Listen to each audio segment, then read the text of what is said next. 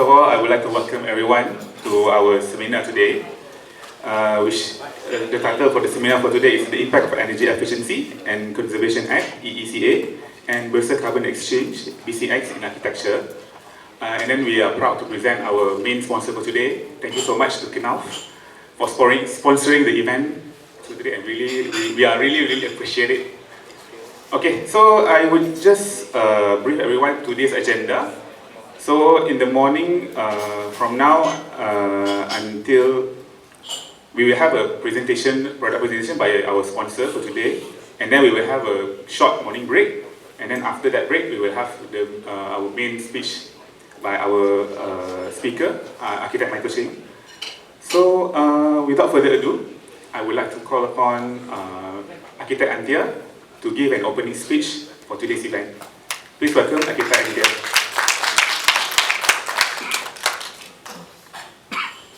Thank you, Shazwan. Good morning. Selamat pagi. 大家早上好. It is truly wonderful to see so many fellow architects, respected friends and colleagues from the building industry. I'm Architect Antia on behalf of PAM Northern Chapter Committee. It is my pleasure to welcome all of you here. Today we are glad to have our regular speaker, Architect Michael Cheng, who share his expertise on the impact of energy efficiency and Conservation Act and Bursa Carbon Exchange in Architecture. It is a crucial topic for us to learn and understand so that we can design a more sustainable and environmental friendly future. Also, we would like to thank Knauf Senjuan Berhad team, Mr. Brian Wong, Mr. Henry Ho, and Kai Sin Chong for their generous support in making today's event possible. At PAN Northern Chapter, we foster knowledge sharing, and we will try our best to organize more and more events in Penang, especially at a comfortable hotel like this. 4 land CBD points have been approved for physical attendance. Please make sure you sign in before the seminar and sign out the attendance list after the seminar to secure your point. Once again, PAM Northern Chapter would like to take this opportunity to thank our speaker, Architect Michael Cheng, and our sponsor, Knauf Senjuan Berhad team, for taking time off from their busy schedule to be with us today. And of course, a big thank you to all of you for your continued support, making today's seminar as successful as it is. Now, let us make the most of this session. Enjoy the seminar. Thank you.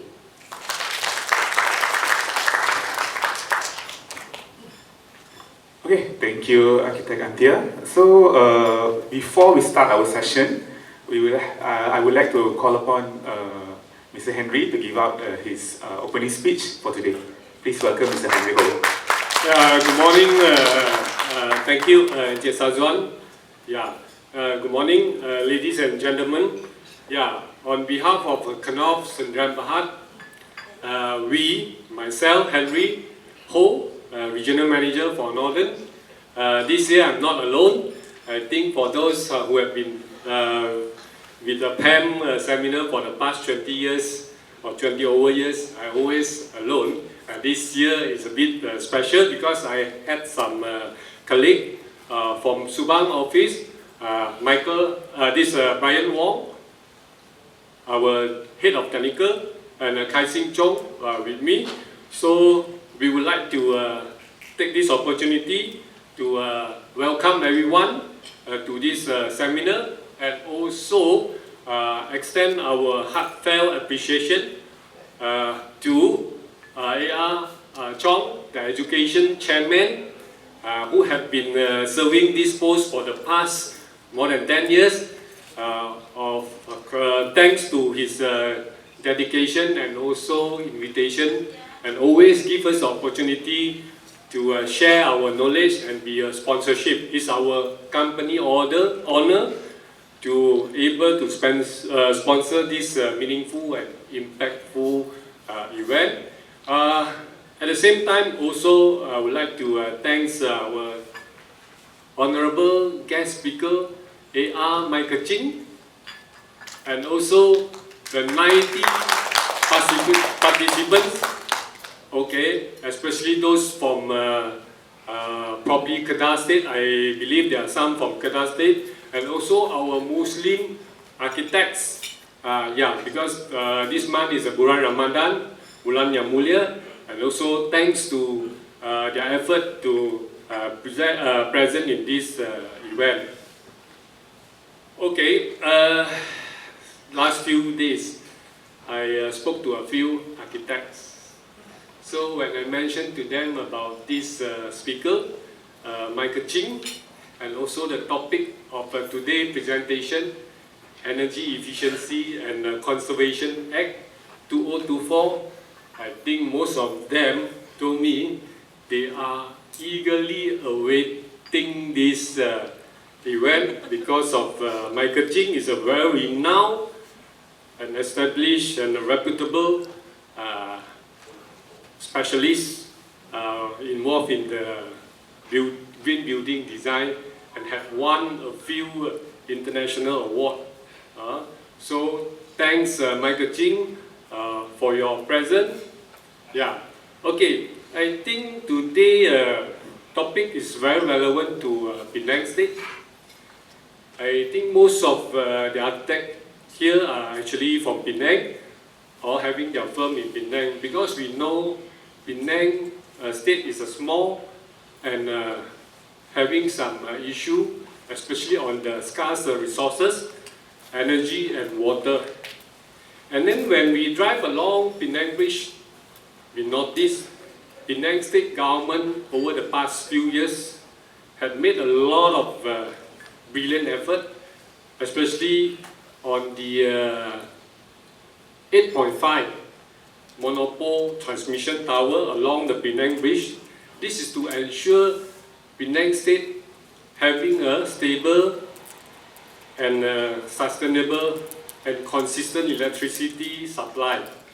Meantime, when we talk about electricity, there's another challenging issue confronting Penang State is water, especially raw water supply. So on and off, we always been threatened by some states' leader stop the supply of water. That's why now we are exploring to secure the water supply, the raw water supply from Perak State. That's why with this, I really hope our Penang State government will look into the water supply issue seriously. In fact, for the past few years, we know the government have taken very good steps ensuring the sufficient supply of water. Because when we bring in a lot of investors, we need these two resources, electricity and water. That's why we cannot hope that the Penang State government will enact a bill and promote the use of drywall, replacing the masonry wet brick construction. With this, we hope that we can secure our precious resources, which is water. So, please accept my apology promoting the drywall during this presentation. Yeah, because of the water and the energy efficiency. So, without any commercial and further ado, I would like to invite my fellow colleagues, Brian Wong from Subang office, to give a presentation. Brian. Okay. Sorry everyone. Thank you. Before we have a presentation by Mr. Brian, can we take a group photo since everybody is still fresh and very cantik still? Okay. Ms. Karen. And then I would like to invite all the PAM committee as well to take a group photo. You will use your camera and I need to record. You record, right? I will use my camera. This is staying. So everybody can stay in their seat.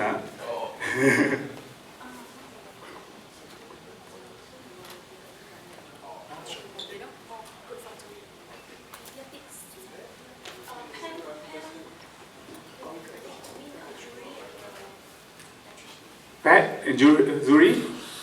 Can we have them in front as well to take a group photo? Mr.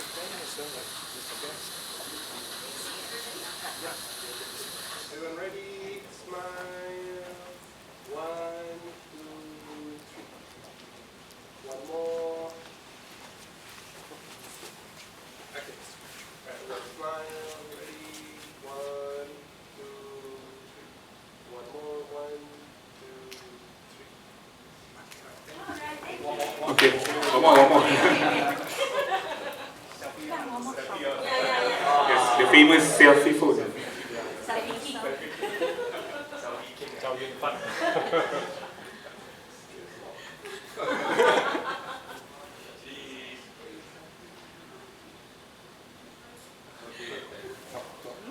One more.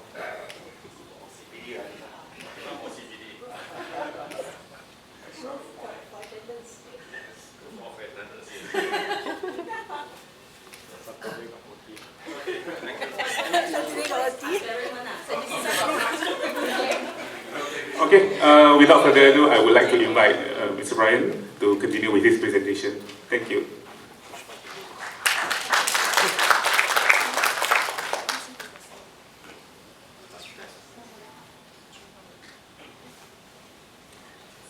Mic test. All right. Good morning, everyone. Morning. Do we take the photography session as a warm-up, yeah? So, my name is Brian. I'm so happy and honored to be here to give a short presentation. And I know that today is all about sustainability. And of course, we have architect Michael Ching later on with his wonderful content later.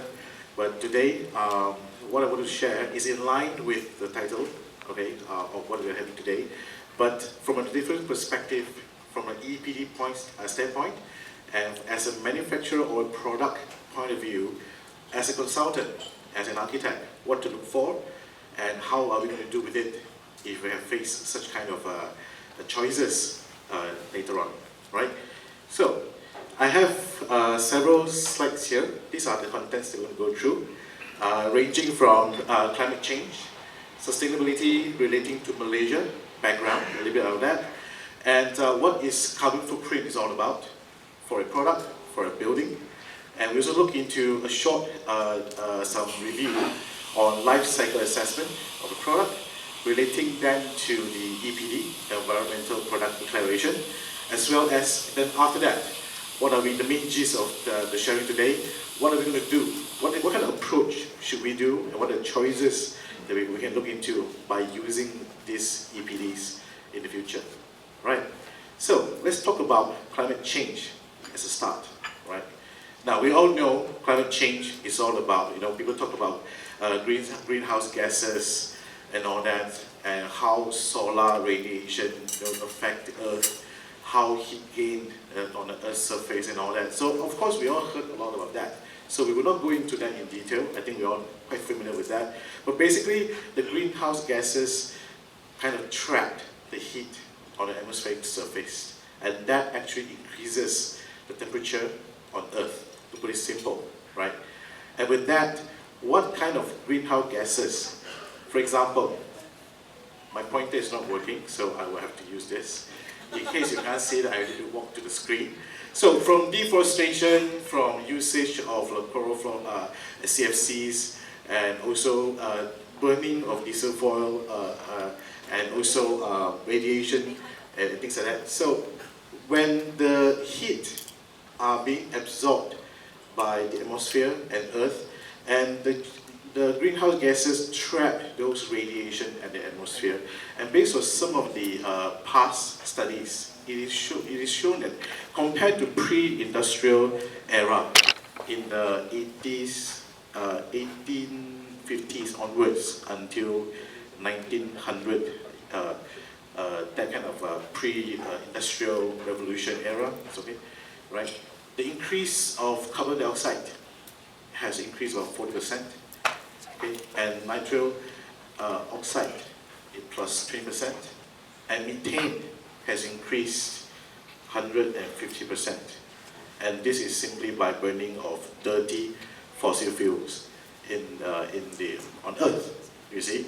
And based on some of the studies, you can see from the screen, the pattern are all the same.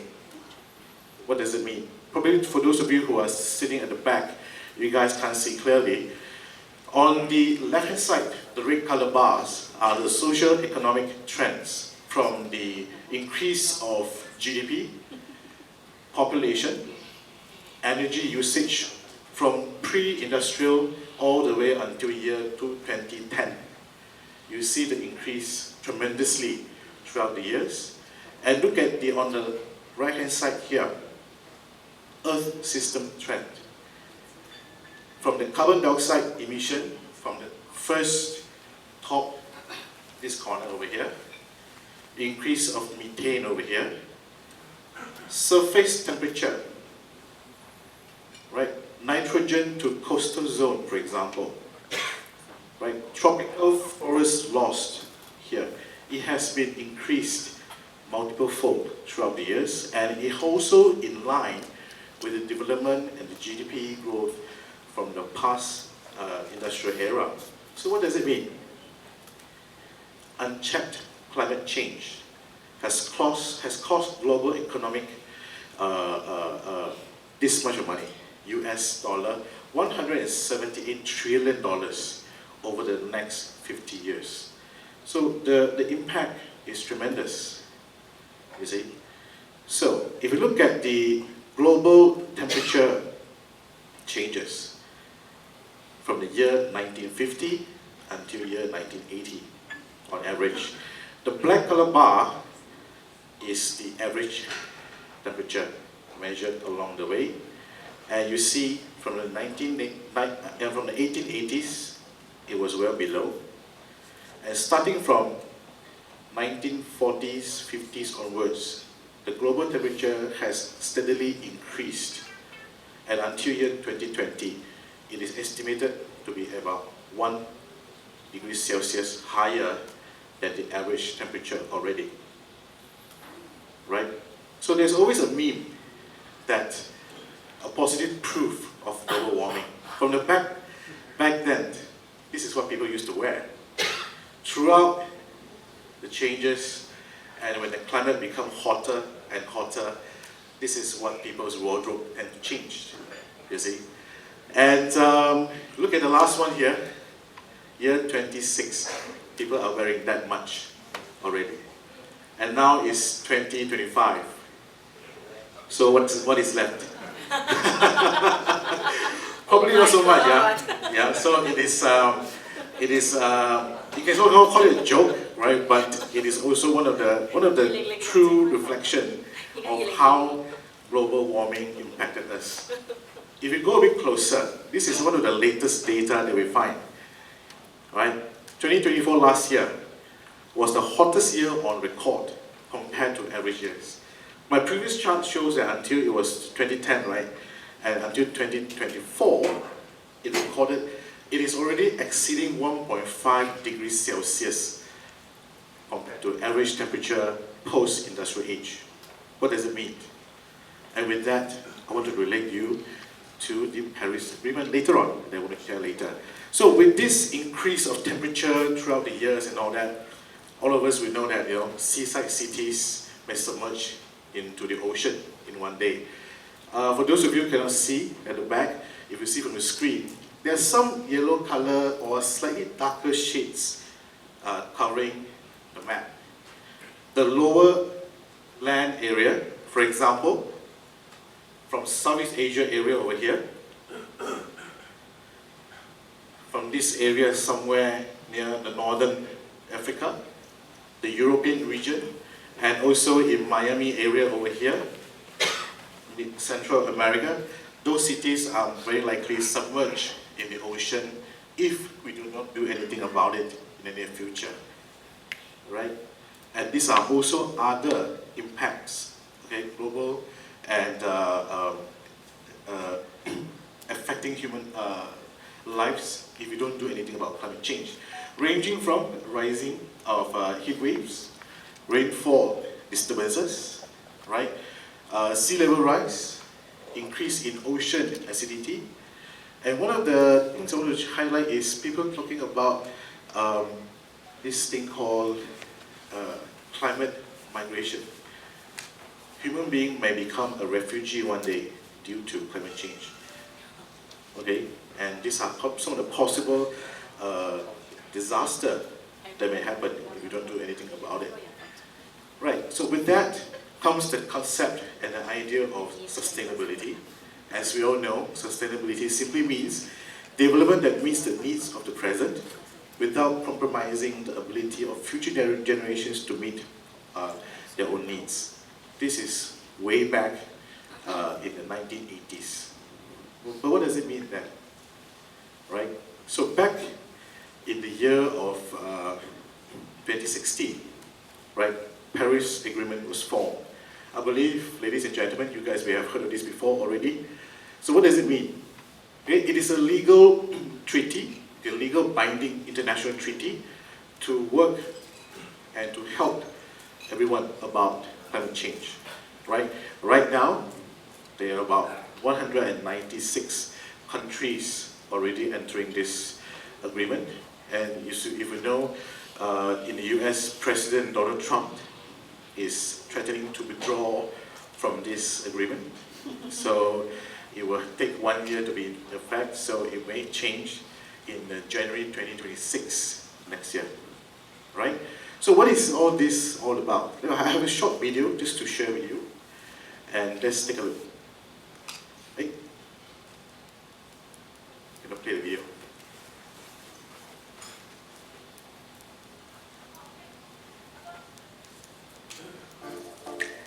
What is the Paris Agreement?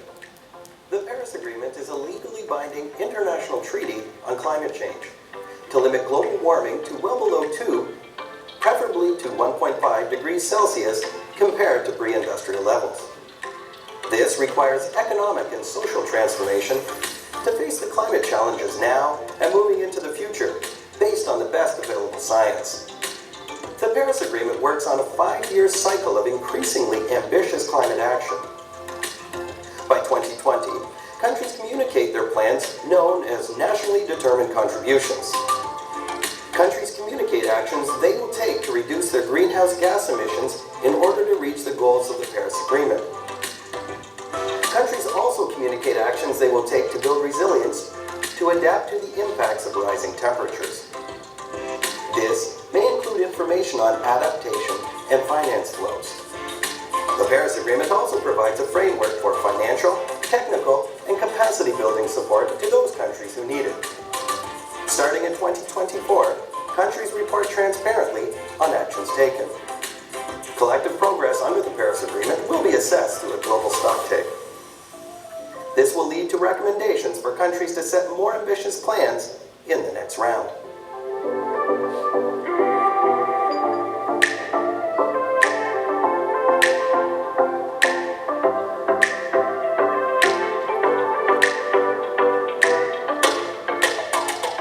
That's the video published by UN, right? So this is what it means. The goal is to keep the global temperature well below 2 degrees Celsius compared to the pre-industrial level, right? And the target they want to pursue is make it age as well. So this is the target, to reduce global temperature from 1.5 to 2 degrees Celsius compared to the pre-industrial age. But how are we going to do it, you see? And this is some of the impact changes on the graph on the left-hand side, but I think because of time, we don't have don't have chances to make much explanation. If you are interested next time, just let us know. We can share more with you in the future.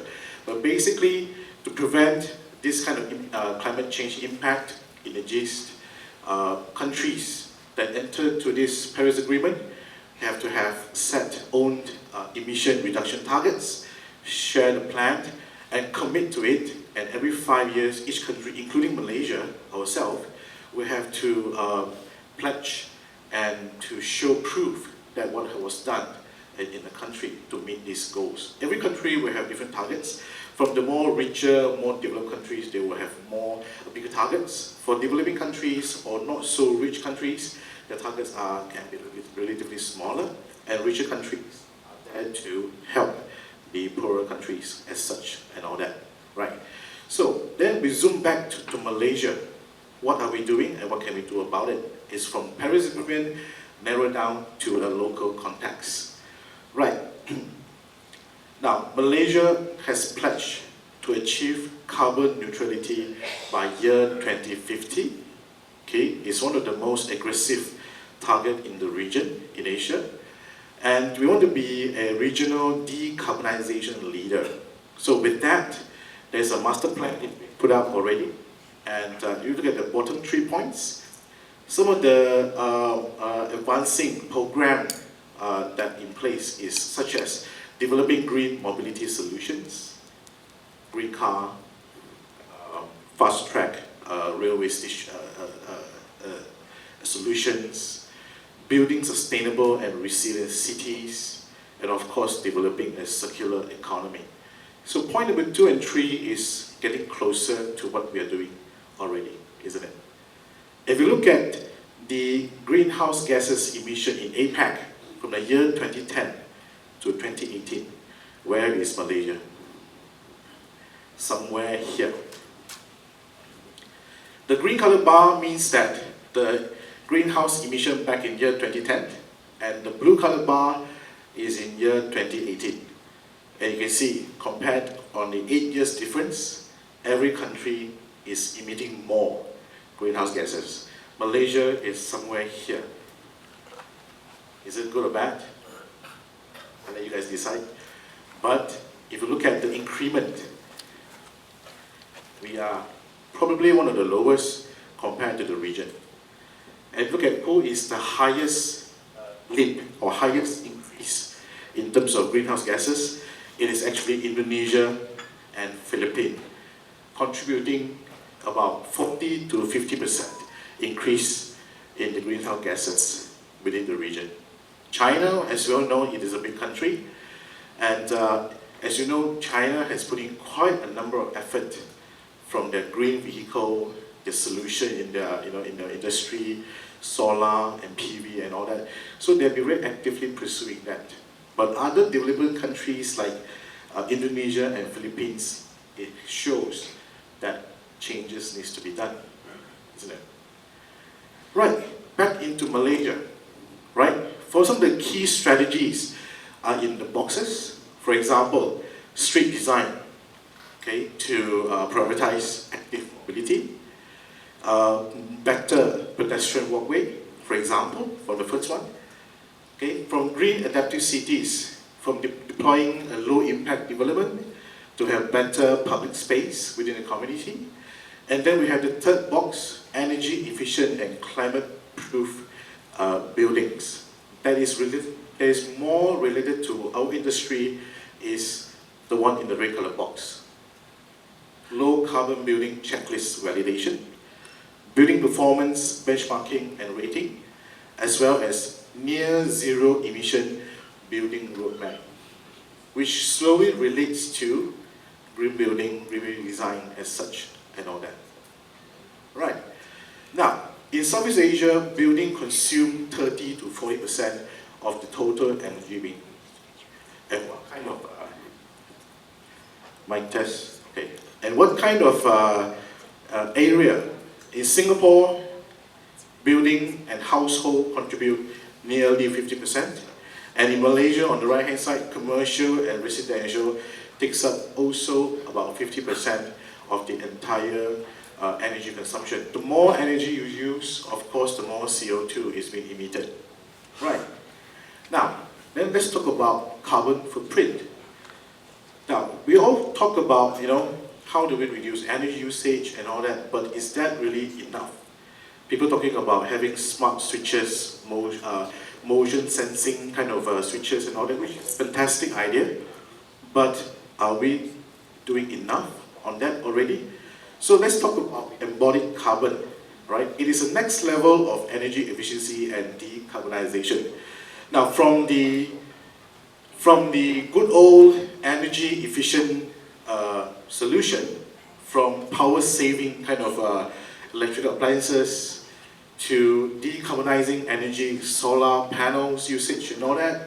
And then here comes embodied carbon and how do we manage the carbon usage around us, right?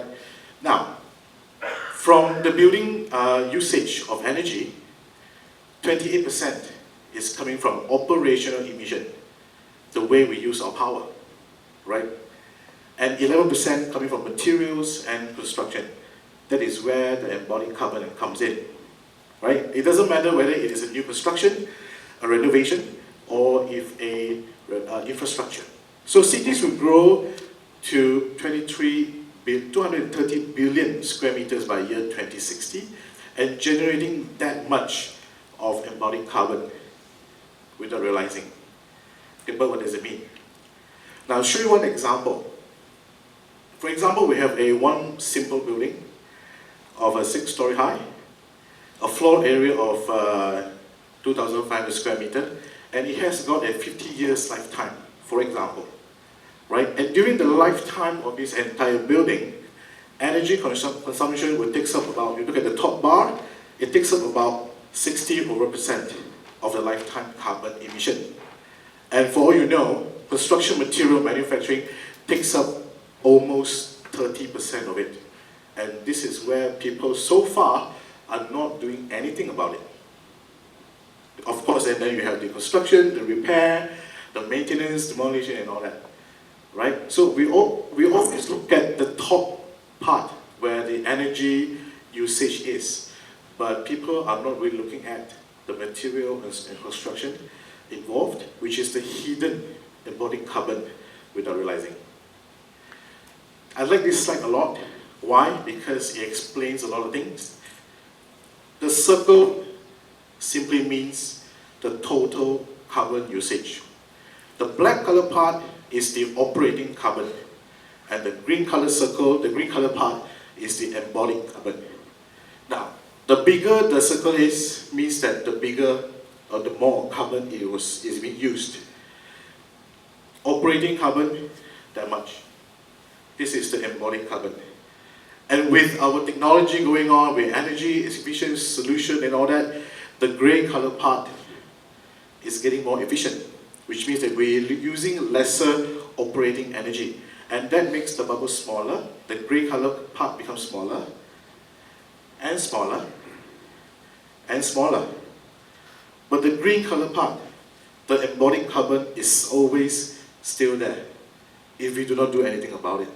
So this is where we're going to look into the green color part, the embodied carbon based on the material and the product used in construction, the choices of the material that we used.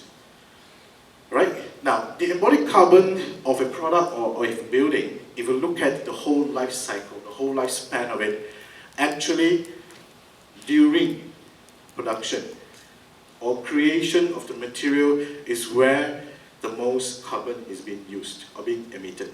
Look at the bar over there. The blue color bar represents the production or the creation of the material, right? And then the green color bar simply means the energy to use throughout the years during operation. So now, if you're a consultant concerning such kind of area, what area would you want to tackle in? Whether the smaller parts down there, or tackle the highest contribution where the selection of material is possible, where you can make a choice, isn't it? Then comes the life cycle assessment.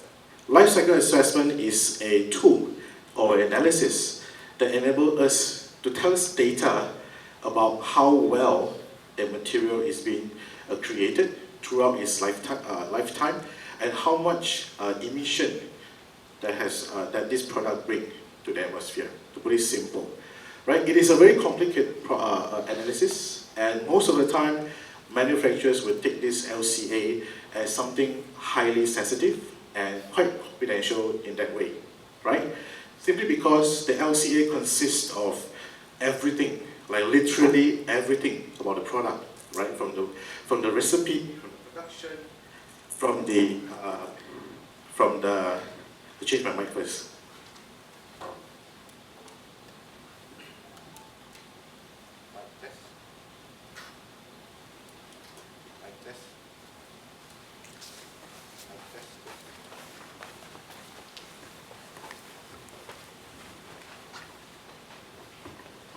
Mic test. We are back. All right.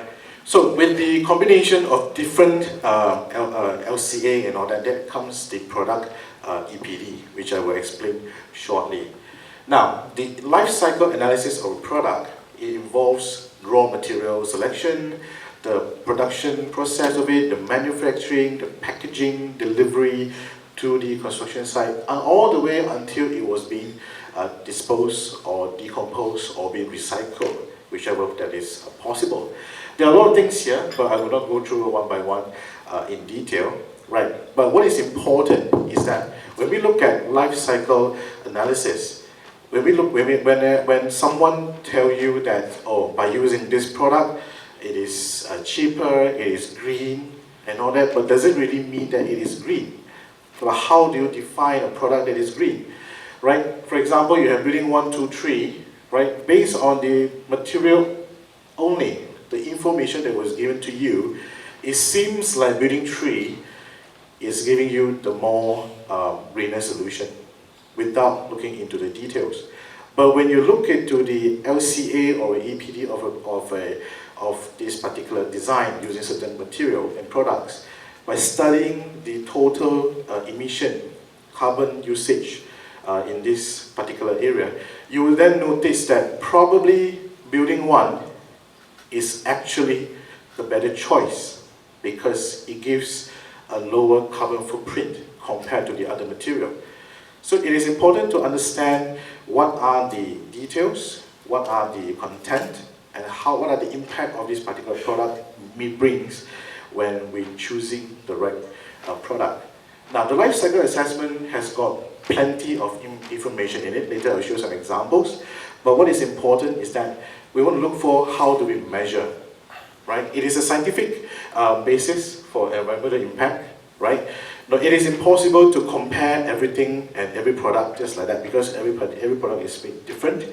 Now, the common measurement is this, my pointer, over here, which is kg CO2 equivalent. Whatever environmental impact, it will be then translated into global warming potential, GWP, and this GWP is being measured in the unit of kg CO2 equivalent. How and what does it mean? I'll show you in the next few slides.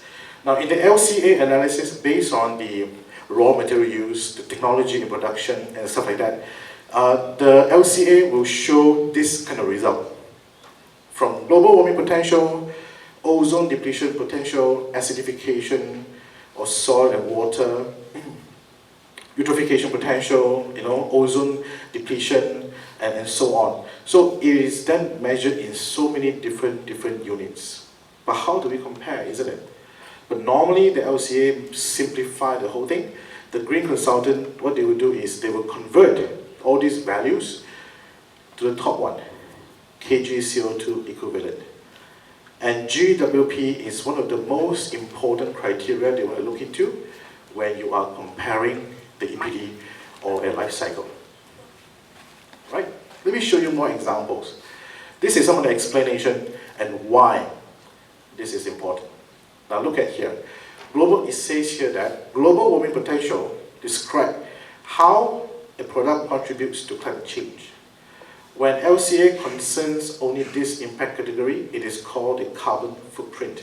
If you want to look at the carbon footprint of a product, look for GWP in an EPD or in an LCA. As simple as that, right? Of course, there are also other criteria, for example, like acidification and so on and all that, which is also important, but some of the symbolic measurement will be the GWP in that sense. Right. Now this is how it looks like, sources of embodied carbon across construction life cycle, from the product stage over here, to the construction stage, to the usage and maintenance, and end of life in that case. Right, so let's look at this one. This is a popular chart that people use to compare. I'm not sure those of you at the back can see clearly. If not, you can look at the side screens, okay? Now, in a life cycle assessment, normally we look at the most important part is here, the product stage, right?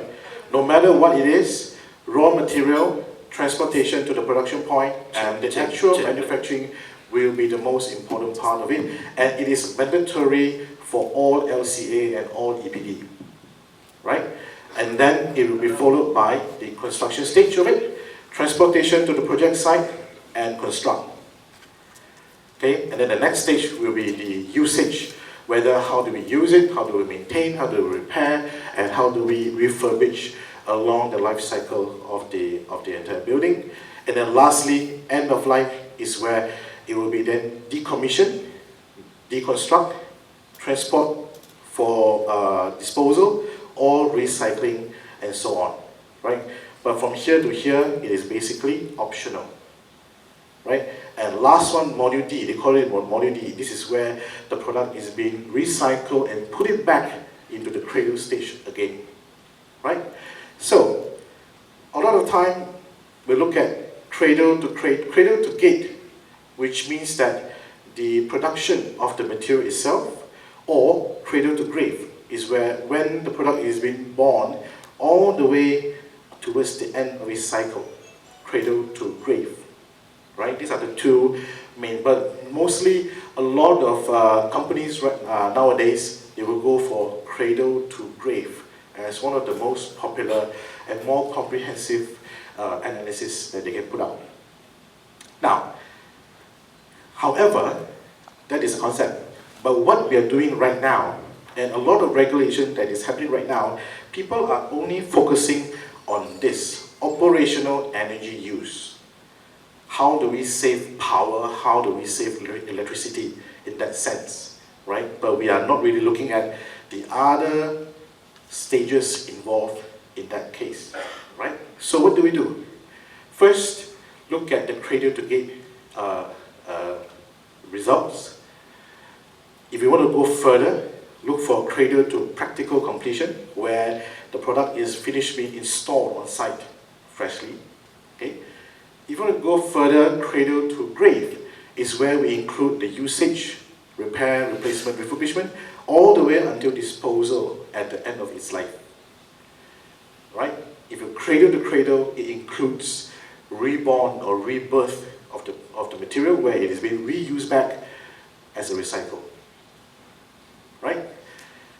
So now, for an embodied carbon assessment, we go through all of the above except for operational energy use and operational water use. So for whatever, a lot of LCA and a lot of EPD involved, this is where they will look at. From A1, A3, all the way to C4, except B6 and B7. Okay, this has been tabled out in some of the ISO 14000 standards, which I will show you shortly. Right. Now, then from the LCA, it comes to EPD. EPD is an official published document that summarizes the impact of a product. It is basically a summary of the LCA. Right? The EPD is a public document. It is independent, transparent, and most importantly, it is being verified by third party. The EPD does not expose commercially sensitive information, and it has got a validity of 5 years only. Due to the technological advancement, okay, the EPD only valid. Let's say we as Kanoff, have an EPD, and it was published this year. This EPD will only valid for the next 5 years. On year 6 onwards, we will have to do reassessment one more time and issue a new EPD, because then during 5 years period, it could be some changes in our production, changes in our raw material, changes in our procurement and all that, or difference or advancement in technology. Whether better or worse, we don't know. This is where the EPD will have to be renewed every 5 years, right? Now, the EPD serves like a nutritional fact. It tells us what are we comparing. It's like you buy some milk powder or you buy a can of Milo, right? It tells you one serving, what do you have inside, what kind of fat or cholesterol or carbohydrate and all that. Similarly, the EPD tells us the same thing, but it tells us like for 1 square meter or 1 ton of material, how much GWP, global warming potential, that you bring. As simple as that. It's like a nutritional label. Right. Now, like what I said just now, the EPD, the focus is on the unit of kilograms of tons of CO2 equivalent. Right? There are several types of EPD. There are type 1, type 2, and type 3. But I think what we look for is a type 3 declaration, where it is independently created and verified by a trusted certification and so on. So I will not go through in all this very detail. Probably architect Michael later, he will cover some part of it later. So the EPD is being created knowingly ISO 14040 and along the way. And generally the EPD, like what I said, is a published document, and there are 2 main hosts, that are program and host from EPD Hub and also International EPD System. So these are the 2 areas that you can search and look for various EPD throughout all suppliers and all products in the world. For Knauf, we will be under the International EPD System over here. Right? Now, the EPD, how do we read it and what are the important criteria in the EPD? First, there are 3 criteria. The type, the geographical concern, and technical. Okay, according to the UN Environmental Global Guidance, LCA database development and all that, and adopted based on EN 15804 standard, the key criteria for LCA data will have to be time-based, right? The time period that represents the data. That's where there is a starting date and there will be an expiry date, typically 5 years. Geographical concern. Where does it cover? Whether it's a local, international, or regional coverage. And technical. What kind of technology is being applied in this representation? Whether it's a various combination of technology, or it's just one, or whether are they using the same technology every time. So this is where they want to look at when we are comparing EPD. Right. Now, when we want to practice and choose material, right, it is good. And there's a saying that, this is a reference from one quick LCA, that the exercise of decarbonization, okay, will become, the potential will become half after each project stage. For example, if you want to go for a decarbonization exercise during the design, the pre-design stage, this is where you have the flexibility to include this as part of the exercise and design. But if you move on to the concept design stage already, the potential to make it decarbonizing, it will become half already, because some of the changes may not be that possible anymore. But if you move on further, the conceptual design is already done. When it comes to specification and design stage later on, the potential become half again. It will only become 1/4, right?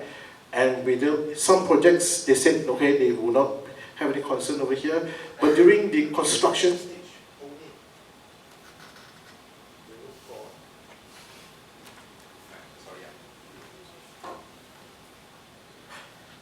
all right, okay. So if you go for the construction stage later on, that's where the potential will become 1/8 compared to the beginning of the project, right? Now let me show you some of the example of EPD so that you can have a clearer understanding. Okay, let me show you the first one. This is from Knauf insulation, our glass wool material. Right. Normally, if you're being presented with an EPD, there are a few pages of document, lots of tables, lots of words and all that. You're like, where do we start from? I was like that when I first introduced to EPD. Now, first thing first is that you will see a lot of things here. Just let me show you one. First thing first, geographical scope. Where is it produced? And where is it coming from? For example, in this case, our insulation material is produced in Johor Bahru, Malaysia, right? And then this is important, where what is the functional unit or declared unit? In this case, it says that the declared unit is 1 square meter of glass wool canal insulation, thickness of 50 mm with 1 K value over here. But if you have another EPD, they don't measure in 1 square meter, they measure by 1 ton, for example. Then the question is, are we comparing apple to apple? Is it a fair comparison? So it is a little bit tricky in that sense. You can do your own conversion if possible, right? But make sure that when we compare apple to have a fair comparison. In this example, it is a 1 square meter of glass wool canal insulation. Right? Next. The EPD will also show us what are the materials being used. Right? What are the recycled content? Okay, what are the renewable materials? What are the weights, contribution, and so on and so that. Right? Now, this is the most important table in the EPD. Now, you will be presented a table like this. But don't worry, there's a few things to look at. Most importantly, look at here. Cross means that it is being studied. It is already included in the LCA study. In this case, from the beginning stage all the way until the cradle to cradle stage is being studied, right? And the geographical coverage for this particular product is APAC. That means that the plant is produced in Johor Bahru is producing this glass mat, and this EPD covers this product to the extent of APAC. It will be delivered around APAC area, not just Malaysia, right? But if you compare to a different EPD who covers only Malaysia, then it's a different story already, isn't it?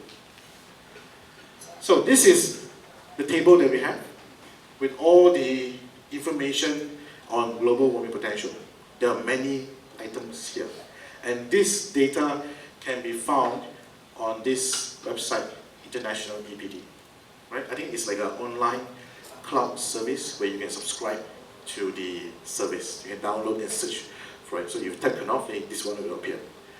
So, most importantly, look at here. There are many other criteria here, right? But if you want to look at it quickly, look at GWP total, right? For this particular product, this is a scope, right? In this area, for its production only, from A1, from the raw material selection, transportation to the plant, and production at the plant, this is the total kg CO2 that's produced. If you want to compare to a different product, compare similarly in this case, right? This is how it looks like for the information like this. Like for example, look at this table over here, right? The blue color one simplifies the global warming potential during the production stage. The orange color during the usage stage, and then the gray will be the rest. Green color means that it is giving a negative impact, right? Which means that some of the processes are being reused back into production. That gives a positive impact on the overall EPD or LCA. It gives a negative, it offsets the carbon emission in that case, right? Now, it is also important that the EPD follow international standard of this one and make sure what type of EPD, and it is in this case it is a cradle to grave kind of a study. and all EPD must be verified. Okay, there will always be a third-party verification. In this case, this is the verifier, and Bureau Veritas is the certification body that verify this EPD. And that makes the EPD complete and trusted document to be used. Right, now let me show another example. This is another product from Knauf. This is called cement board, and the brand is called EcoPanel. Now, a little bit different. In this case, the EcoPanel cement board, okay, it is produced in Greece. It's a place called Volos in Greece. Okay, it is in Europe. Now, this EPD has got a validity date of 5 years, from year 2022 until year 2027. Right? What else does it have? It has got, the comparison unit is 1 square meter of EcoPanel cement board outdoor with a thickness of 12.5 mm thick. So it is comparing 1 square meter, not one piece of wall. Right? And then again, it is being verified by a trusted consultant. This is how the table looks like. Again, a lot of things. But what is different here is that, look at here. From the production stage, this is mandatory in the LCA. This is covered. Now, on the middle part here, ND means not declared. It is not covered under the EPD from here to here. MNR is module not relevant. This is not relevant to this product, so it is not covered. Here is also not covered. But disposal and recycle is covered. So it depends on product and types of EPD. For this example, it is covered. The EPD covers the scope of production itself and disposal. It doesn't include the usage and maintenance. And some part of it says that it is not relevant to be replaced or refurbished or repaired. Simply, you don't need that. You see, so different EPD gives you different kind of information. It depends on how we read it and how we use it. Okay? Again, every EPD comes into the result page where the GWP is being published. Again, you see from here, GWP total for each stage, A1 to A3 is all here. From the B stage here, tidak berkenaan, so it is not included. We have C, C will be here, this is the one. However, A1 to A3 is the one that is most important, that's where we pay attention on. Okay? And then next is our Knauf gypsum plasterboard. This is closer to me and my colleagues here. This is where our plant is, just to share with you. Right. Now, we have quite a comprehensive LCA done already, for those of you who have not been informed so far.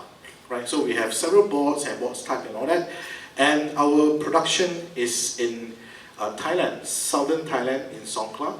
Okay, this is our plant, this is how it looks like.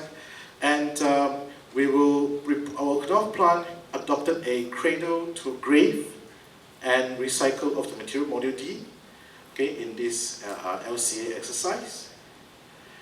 This is the scope. Now, let me share with you this. This is important, right? Now, for us, we cover all modules from the beginning until the end. But geographical coverage, from the selection of the raw material and transport to the plant, global. It could be from Europe, from China, and everywhere else. The manufacturing is in Thailand, right? The transportation to the construction site is from Thailand to Malaysia and Singapore. So which means that the plant is located in southern Thailand, in Songkhla, but the product EPD covers the geographical range from Songkhla to all of Malaysia as well as Singapore, right? That's why you have Malaysia, Singapore all the way through for all that processes, right? And these are some of the information that you can find, okay, from the material processing, manufacturing, packaging, and so on, right? This is the data.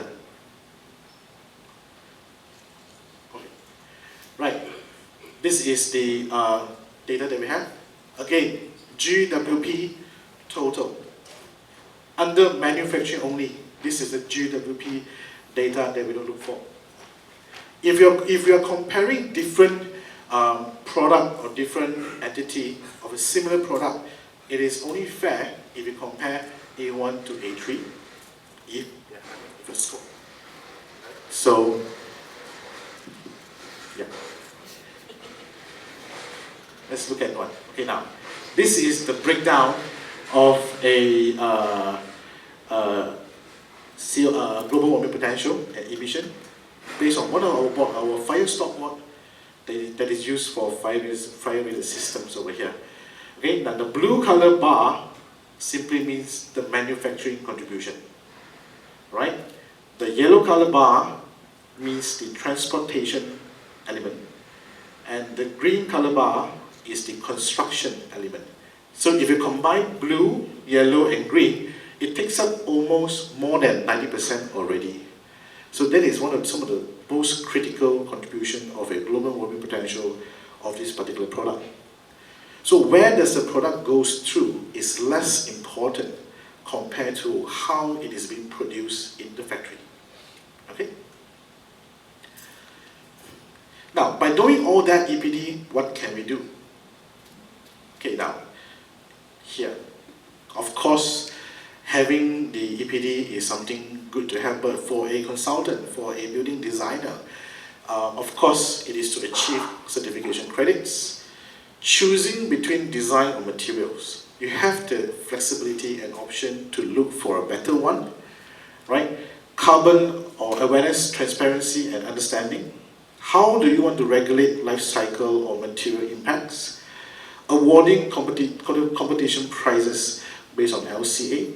Of course, having a better design and a more sustainable building in the future, right? Now, let's look at some of the approaches over here. Typically, a service life of different building elements ranging from the rock, soil, and all that will be like for a very long time. We have foundation, columns, and floors, 50 to a few hundred years.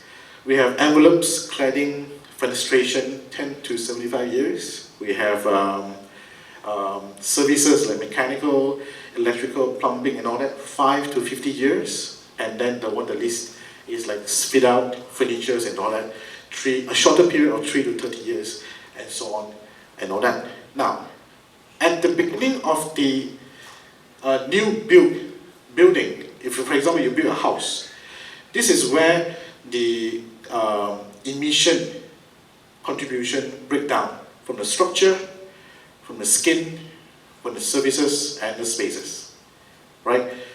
The blue color bar is the operational energy consumption over here, right?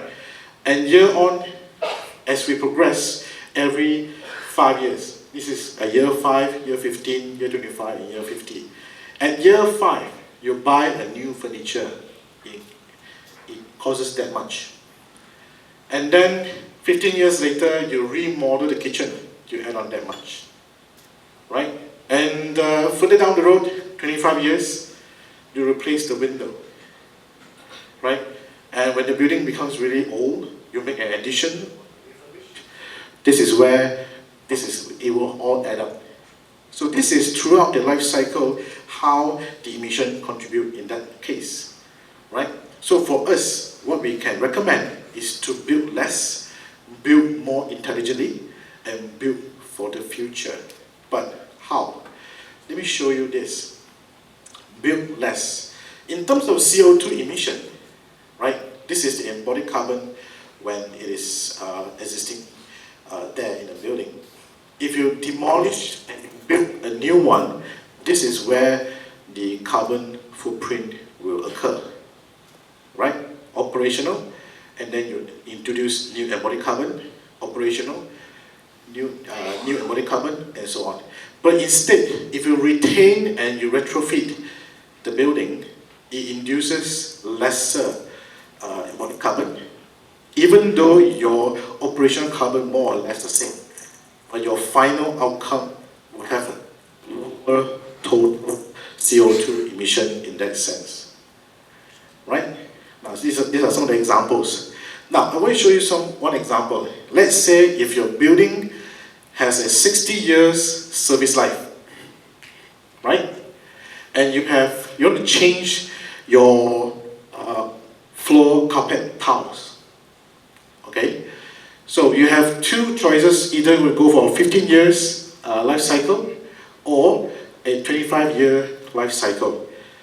First one, a carpet tiles, 15 years service life, and within a building 60 years life cycle, you need to change your carpet 3 times. But if you choose a different floor tiles, having a longer years of service, you only need to change 2 replacements. When you add up to the total life cycle of a building, it may tell you that the lesser cycle that you use introduce a better or lower carbon emission in that case, right? And then you have a recycled content. Even though all are reinforcement bar, for example, in this case, reinforcement bar with 0%, 60% recycled content, and 97% recycled content. Look at the global warming potential. This one is 2.29 kg, this one 1.26 kg, and this one is 0.62 kg. Obviously, this one is a better choice, given that the others remain the same, right? Of course, we do not want to use material that are harmful, so make sure that the material that we use are being look for red list free products, right? No asbestos, no low VOC, CFC, and so on, right? Build intelligently. Choose types of flooring. For example, just one example, maximize durability and specify products with take-back programs, recycle programs that are available, and also chooses products that has got environmental and health certificates, right? And prefer natural materials, right? Some example EPD, look at here. The red color one shows you what are the GWP involved in different types of material. At the glance, which one would you choose, right, of a embodied carbon? So I don't have to say this is something to look at, right? For example, we have a kind of a fibrous insulation over here, like this. This is zinc with PRR insulation. This is terracotta panel with XPS, right? These are all published data, yeah? And the embodied carbon for this kind of tiles with XPS gives us this much, 177 kg. This one is about 100 kg. And this one, because of recycled content, it gives a much lower impact in that case. It's only 50 kg CO2 equivalent. Right. Of course, be aware of toxic exposure in terms of manufacturing and installation, indoor air quality, and ensuring the material has got no hazardous waste and so on, right? Human health implication, right? So some of the, before we wrap up, right, some of the key questions to think about and to consider when we use EPD is that build less. Is a new building really necessary? Can retrofit meet the future needs, right? Can we repurpose an existing building on site? Right? Or can the structure and system serve multiple purposes? Next is build intelligently. Can we rationalize on overall structure to avoid transfer structures, cantilevers? Can we reduce weight and dead load of the facade? Can we source material locally? Do we set project goals and selection criteria for material specification? And of course, lastly, build for the future. Okay, do we create allowances for future modification? Right? How long the material will last? And how do we select durable product to limit replacement cycles? And lastly, how can we select finishes that are easily recoverable and reused and recycling? Right? So some of the key takeaways is that there are many factors to consider when we choose material, right? There are a lot of wide-ranging environmental impacts. So most importantly, look at the global warming potential in that case, set early goals if you want to, and always look for correct technical documentation and certification program. And lastly, begin with an end in mind to set a goal what we want to achieve from there on. If not, when it comes to construction stage, it could be a little bit too late to make any changes already. Right? So for Kanoff, before I end, this is what we have here. So Kanoff, we have put in a lot of effort in terms of sustainability. For us, we have a scope 1, scope 2, scope 3 kind of emission category. And for us, our target, okay, some of our sustainability effort, by the year 2032, we want to reduce CO2 emission by 50% from our production. And by year 2032, reduce 30% CO2 reduction on scope 3, which are indirect emission, not from us, throughout our supply chain and our entire value chain.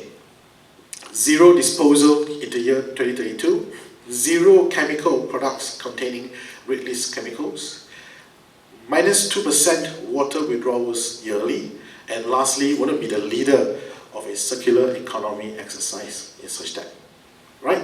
So with that, I will end my presentation here. But before I pass on to my colleague and all that, it's a quick one. This one from Kaising. Right, we appreciate your attendance, and we have a small token, a small gift for you. And this is like a lucky draw, right? This is a lucky draw. So based on the QR code you see on the screen, right, you just scan and fill up the form, right? And you stand a chance to win this tumbler, a Montego tumbler, right? What you do is you just scan this QR code, type in PAM CPD 150325 in the message box.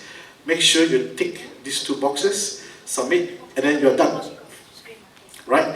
So just do that, and once we receive your information, our team will get back to you if you win the lucky draw of these two tumbler. Right? So two numbers, right? Yeah, two tumbler to give away from that. So you can look at the screen and scan. Right? Anything else you want to add? I think we will pause this right before. Yeah, so we'll leave it on for a while. You guys can scan around, right? Okay. Some message from Henry. You see from our presentation just now, currently our boards are being imported from southern Thailand, right? If you see the age, we actually have a new plant. The Kanoff actually acquired a piece of land in Westport, Portland, Selangor. So we own the land right now, and the plan is to start the construction very soon, somewhere around this year. And the plant consists of our office, our warehouse, metal forming line, our compound production line, as well as our plasterboard production line coming soon. So this is the plan, and I think it was being published in the Age already. So once the plant is ready in the future, we'll be happy to invite you guys to come over and take a look. Right? So next time, Henry will get in touch with you guys. Wow. Right. So with that, I'll pass it back to the MC. Sorry for overtake a little bit. Oh, it's okay. So thank you, Mr. Ryan. Another applause, Mr. Ryan. Interesting and eye-opening presentation. So before we move on to our main event, we will have a short break, and then just a short break for coffee, and then we will return back by 10:25. So please go ahead and have a break. I would like to invite Architect Michael to continue and to just give a clap everyone to Architect Michael. No need clap lah. It's okay. Okay, so please I will pass to Thank you, Michael. Friendly party. Chit chat only. Chit chat and sharing only. Can start lah? Those makan can hear, right? Don't worry, makan. Can makan, can smoke, can go toilet, can sleep also, no problem. Can. Okay, let's start. Today's topic, brand new topic, the impact of EECA and BCX in architecture. First time doing it, very kanjong. You can see very nervous now. I don't know how to gauge the time. Last year I came, Penang, I like to come every year because of durian. This year no durian, unfortunately. Last year I had 120 slides and I cannot finish. So I cut down to 100 this year. Hopefully I can finish. But just now when Brian helped me to count in the embodied energy and the EPDs, I think enough time lah. He settled everything for me on that part. Having said that, Brian, can I have your slides? Oh, cantik lah, especially the pajamas one. So that I can reuse it. Okay, let's start. There are 7 contents from today's presentation. Well, people at the back standing, not enough seat, is it? Can see. Oh, sorry. I'm not forcing you to sit. Okay, 1 to 7. The first introduction, I presume not many people knows me, so I introduce myself. 2 to 3 is more on the EECA, Energy Efficiency and Conservation Act. What is this act all about? Number 3 is Energy Auditing Conditional Grant. What is this all about? Then the impact, I will talk about what can we do. The 5th one is Bursa, Carbon Exchange BCX. Then of course the embodied carbon, which was being covered very extensively just now. And of course what can we do, which is the sustainable in specification, EPDs also being covered quite extensively. So I can actually just briefly go through the last 2. Don't worry about the slides, no need to take photo. I'll pour a copy to Pen, Northern chapter, and you guys just take it lah. Don't worry lah. Nothing that you don't know actually. Okay, introduction. I have to introduce me a bit lah. Our company is called Big Green Riverstone Elite. Whether elite or not, don't know. Just wanted to brand ourselves elite. The company is called Big Green Riverstone Elite. It comprises of Big Green and Big Green Associate and Riverstone, which on this side is more on operation carbon, supported by the architect firm and the NDE firm, and the other side is more on embodied carbon. So the company actually does the operation and the embodied, supported by others. Won some awards, but I think the most important is this highest certification. We won the Best Green Residential in World Green Council in Asia Pacific Network last year. During the last finalist was a Hong Kong representative, Indian and Malaysia, and we beat them. And of course, during the preliminary stage, we beat the Japanese, the Korean, and the Chinese. So something to be proud of. Only 3 buildings in the last 15 years has won this award, and we are one of them. The rest are similar awards. I'll just don't go through. Okay, EECA Act. I'll go through the wording lah, because it's the first time doing also very kanchong. I don't want to miss anything. Achieving net zero emission by 2050, mentioned by Brian just now, and involves the implementation of initiatives underlying under the National Energy Transition Roadmap. That one below. There is already a roadmap of how do we do it. One of them is the first one. It mentions energy efficiency. Okay, so which involve first lah. So the rest don't need to know lah. So what energy efficiency? So this act comes in. Law of Malaysia is called Act 681. When people say 681, my Marvel movie 681. No lah. This is Act 861, which is the Energy Efficiency and Conservation Act 2040. Nothing to do with us, right? You wish. Royal Assent date 14 November. Public date in Gazette last year 26 November. Commencement January this year. Commence Act act already in force, which means that everybody kena already.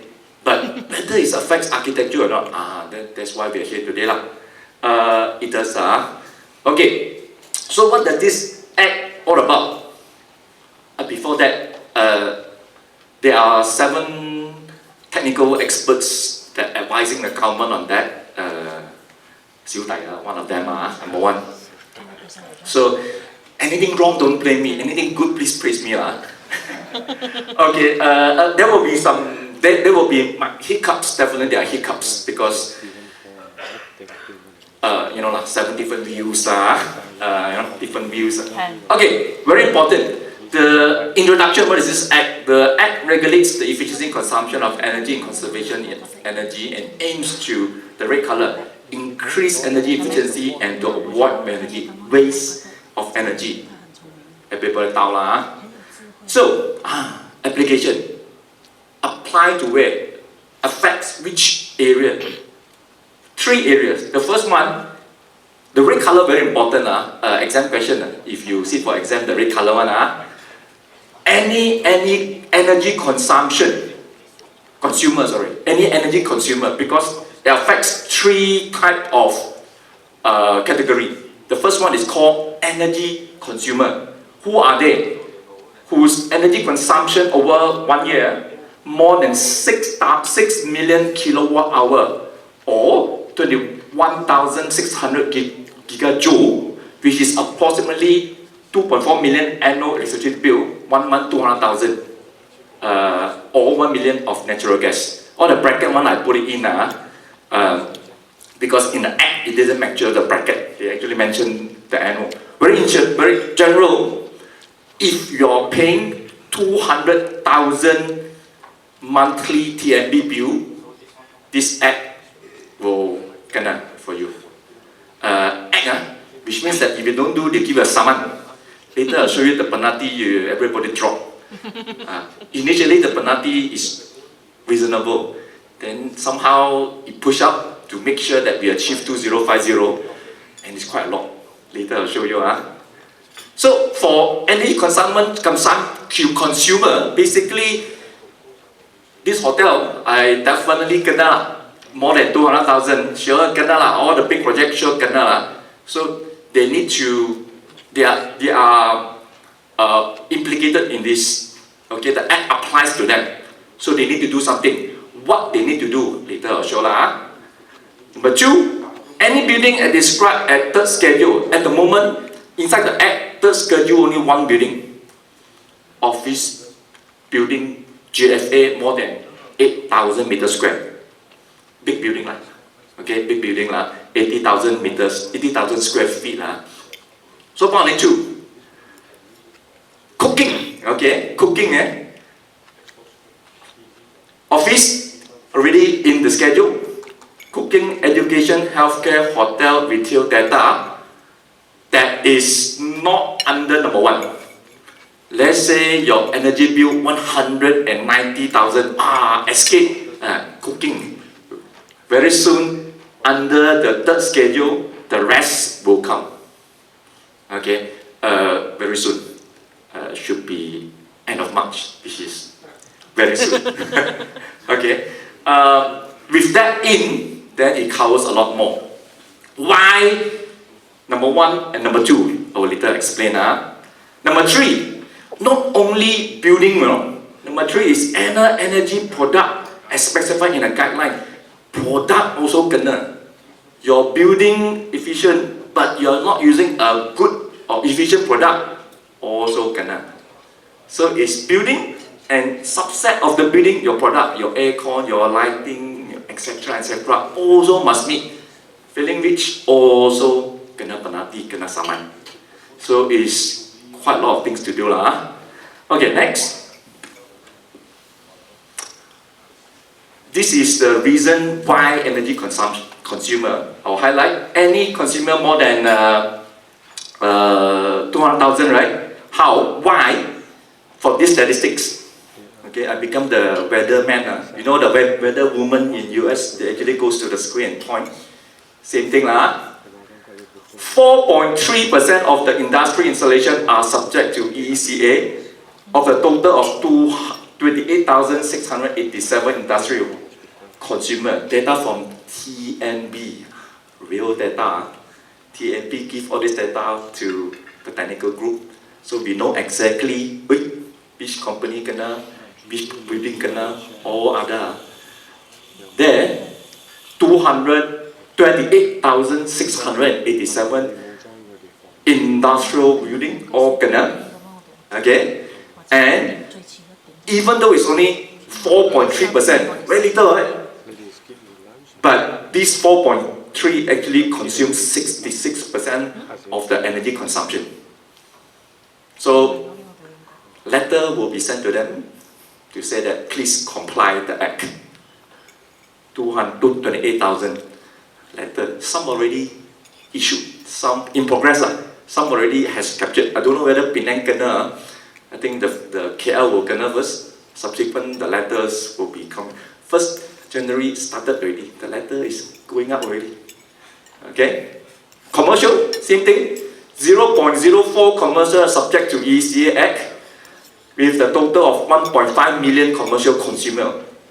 1.5, you know how many pages that we need to go through? 1.5 million is a lot, but the amount is little, 0.04. But out of this 0.04, 21, it actually consumed 20%, 1/5, you know. This 1.5 million companies will also kena letter. A lot, huh? So with that 1.5, with that, a lot of company will receive letters to improve. Otherwise, penalty will be imposed. Of the 21%, there will be remaining 79% tak kena, right? Because just now I mentioned, energy consumer are the one that pay 200,000 energy bill every year. And these are the ones who are 200,000 a lot, 1.something million actually paying 200,000 above is a lot. What happened to the rest of the 79% of commercial? This fall under building, office building, GFA more than 8,000. And if the remaining 79% of the commercial building consumption will be regulated under energy building, not under energy consumer.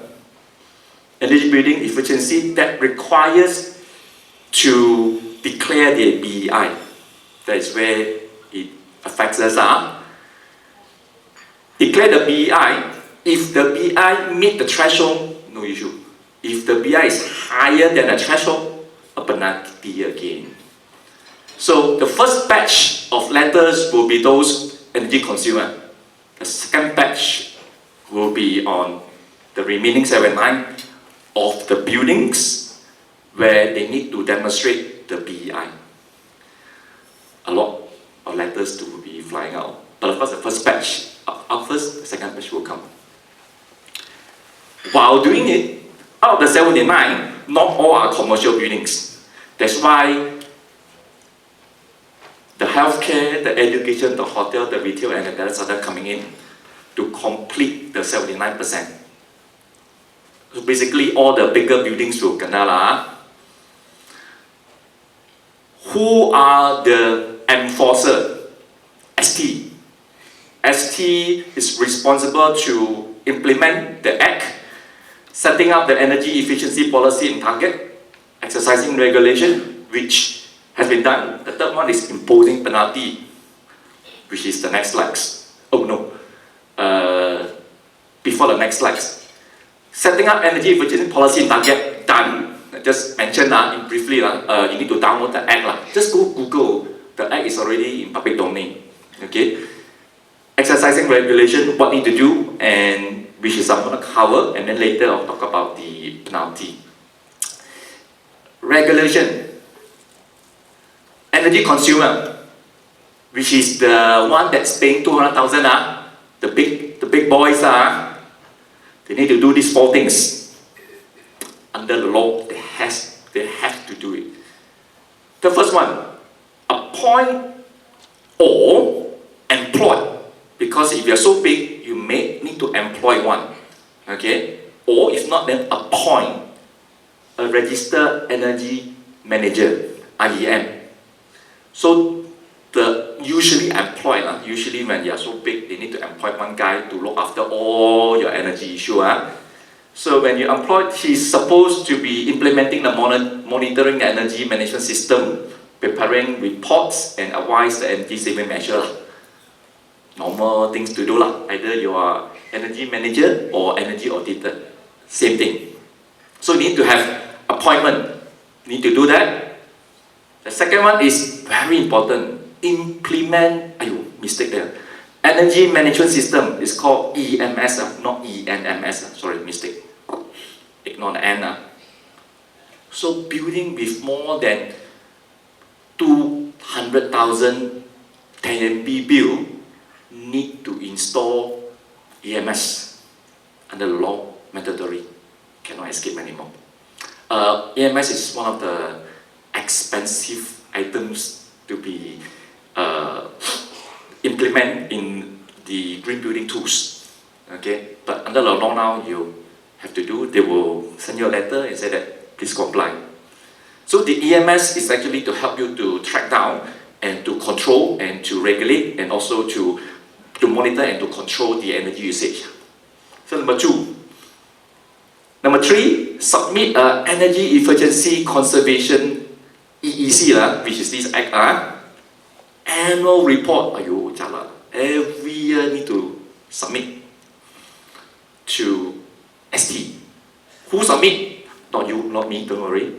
It's the registered energy manager, which in most of the case we saw is they are under their employment. So their employment people need to do lah.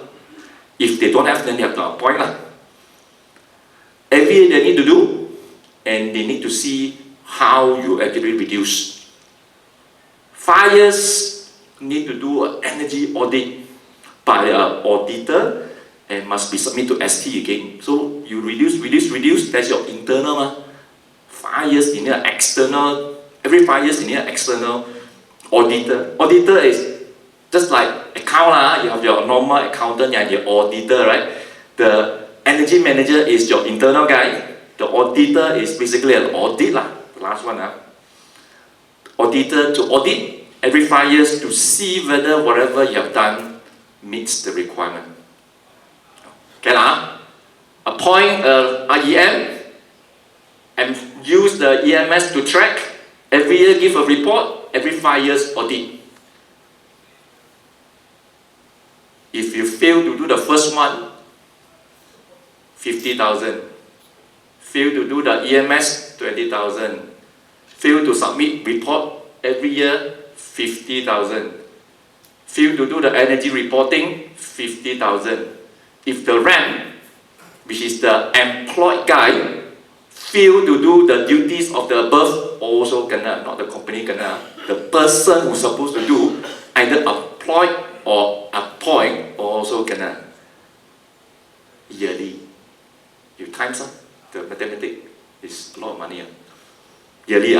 So better get my EMS done quickly. Because if you don't do all in the first year, there will be close to 200. Correct? Every 5 years, 200, 1 million gone already. Okay? Oh yeah. This REM, is there any training or certificate? Yes.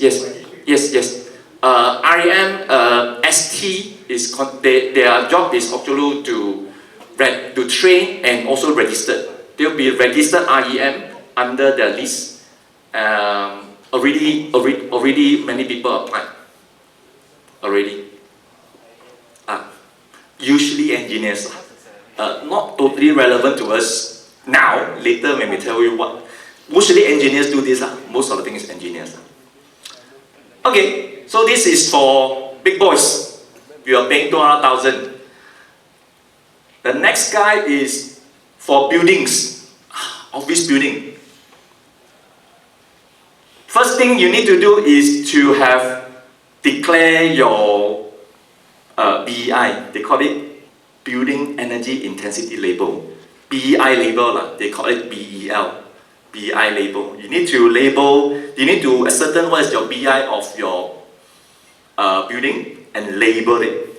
Okay? The first one is comply with the BL within 30 days after 1 year period from the date the person in charge received the notice. Person in charge is who to address to lah.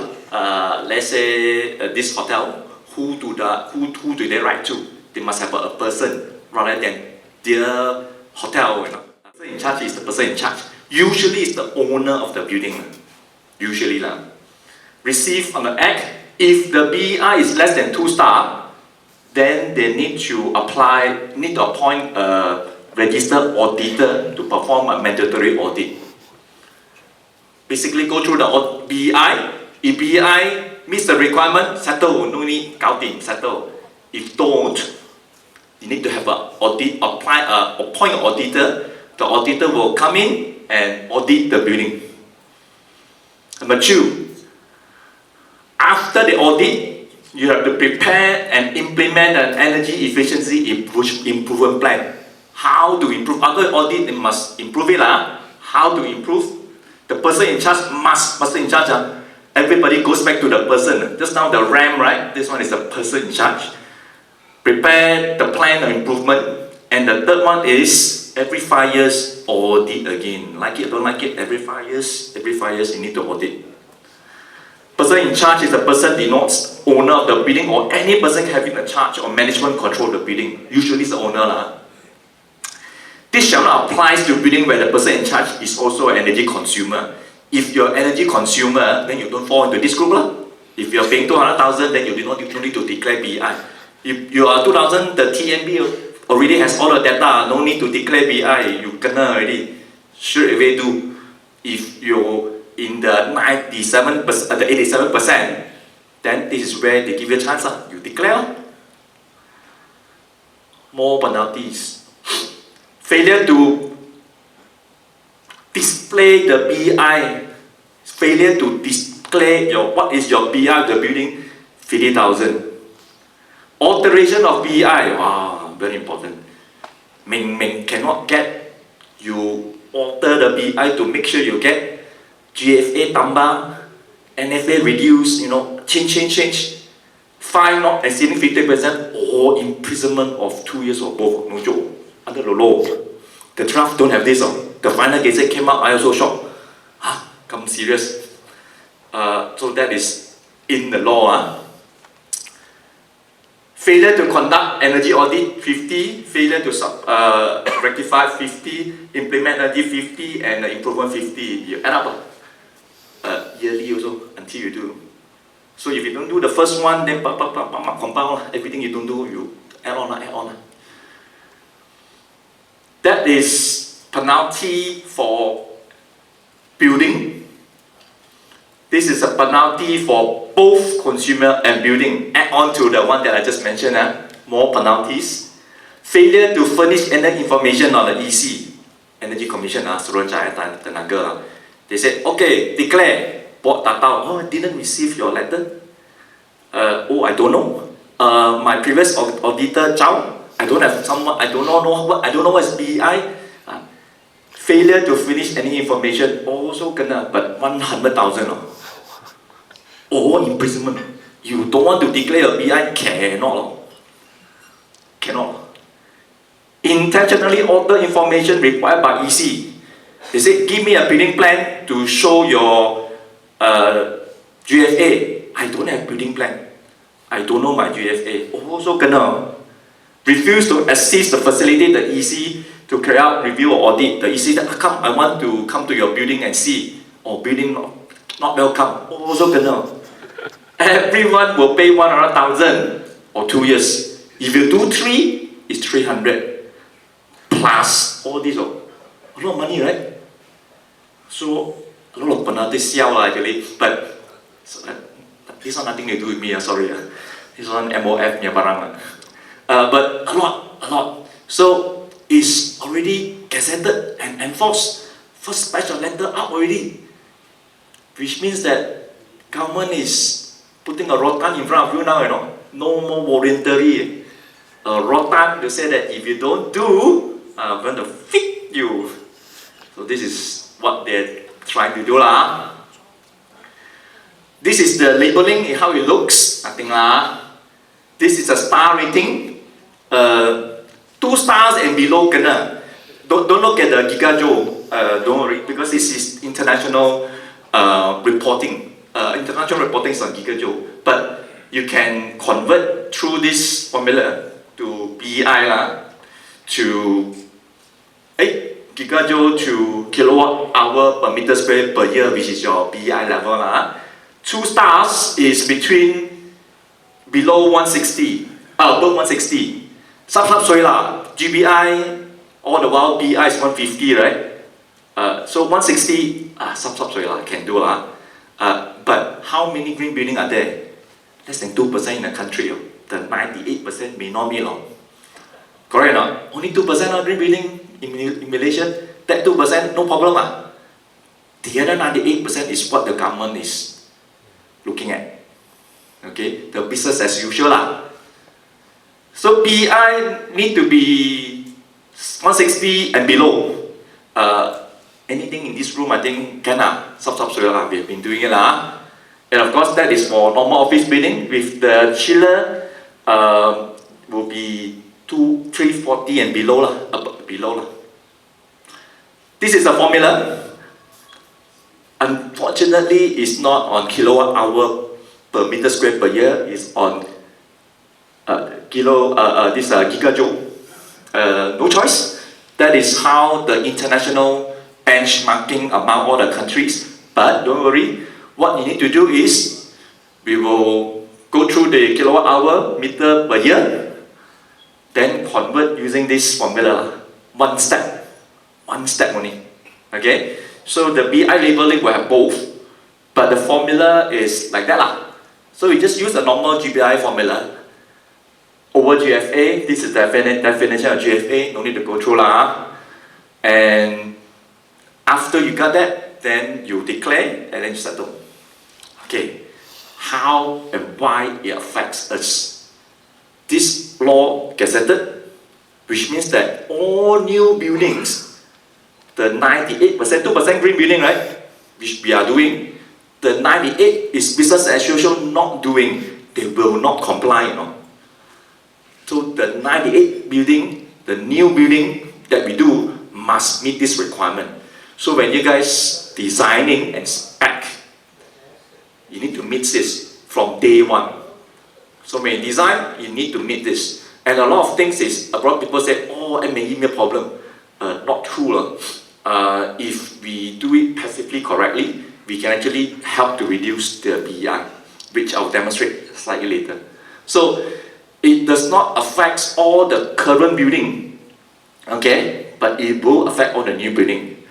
The current building only marginally affect is when they serve the letter and they need to do renovation or need to do retrofitting. That is where we need to know, because of this act, we need to do something and we need to submit to authority to get this thing done is because of this act. So it does affect us on a certain scale lah. Okay, so don't worry, the government put up a rotan, but they also give some carrot here. So they say, okay lah, a lot of summons, a lot of penalty, but there is actually a grant to help you to kickstart this process. It's called the Energy Audit Conditional Grant. Just now, the energy consumer or building both need to do audit, right? Because they need a third party to verify. And every 5 years, you need to do the audit, right? Yes. So this is the audit dimension, and there are grants given by government. So I'll go through this. It's called the EACG. All this short form I opening, but no choice. It's called EACG. Okay, it's called the Energy Audit Conditional Grant for the Rancangan Malaysia ke-12. 11 also have, but this is the 12th. And the grant is given to industry who is paying less than 100,000 or commercial less than 250. Oh, sorry. This is the amount of the grant. Amount of the grant. The grant will be given industry 100,000 to help them to do the whatever retrofitting. Remember just now why is more and then why is less? I go back to this slide. Because 4.3%,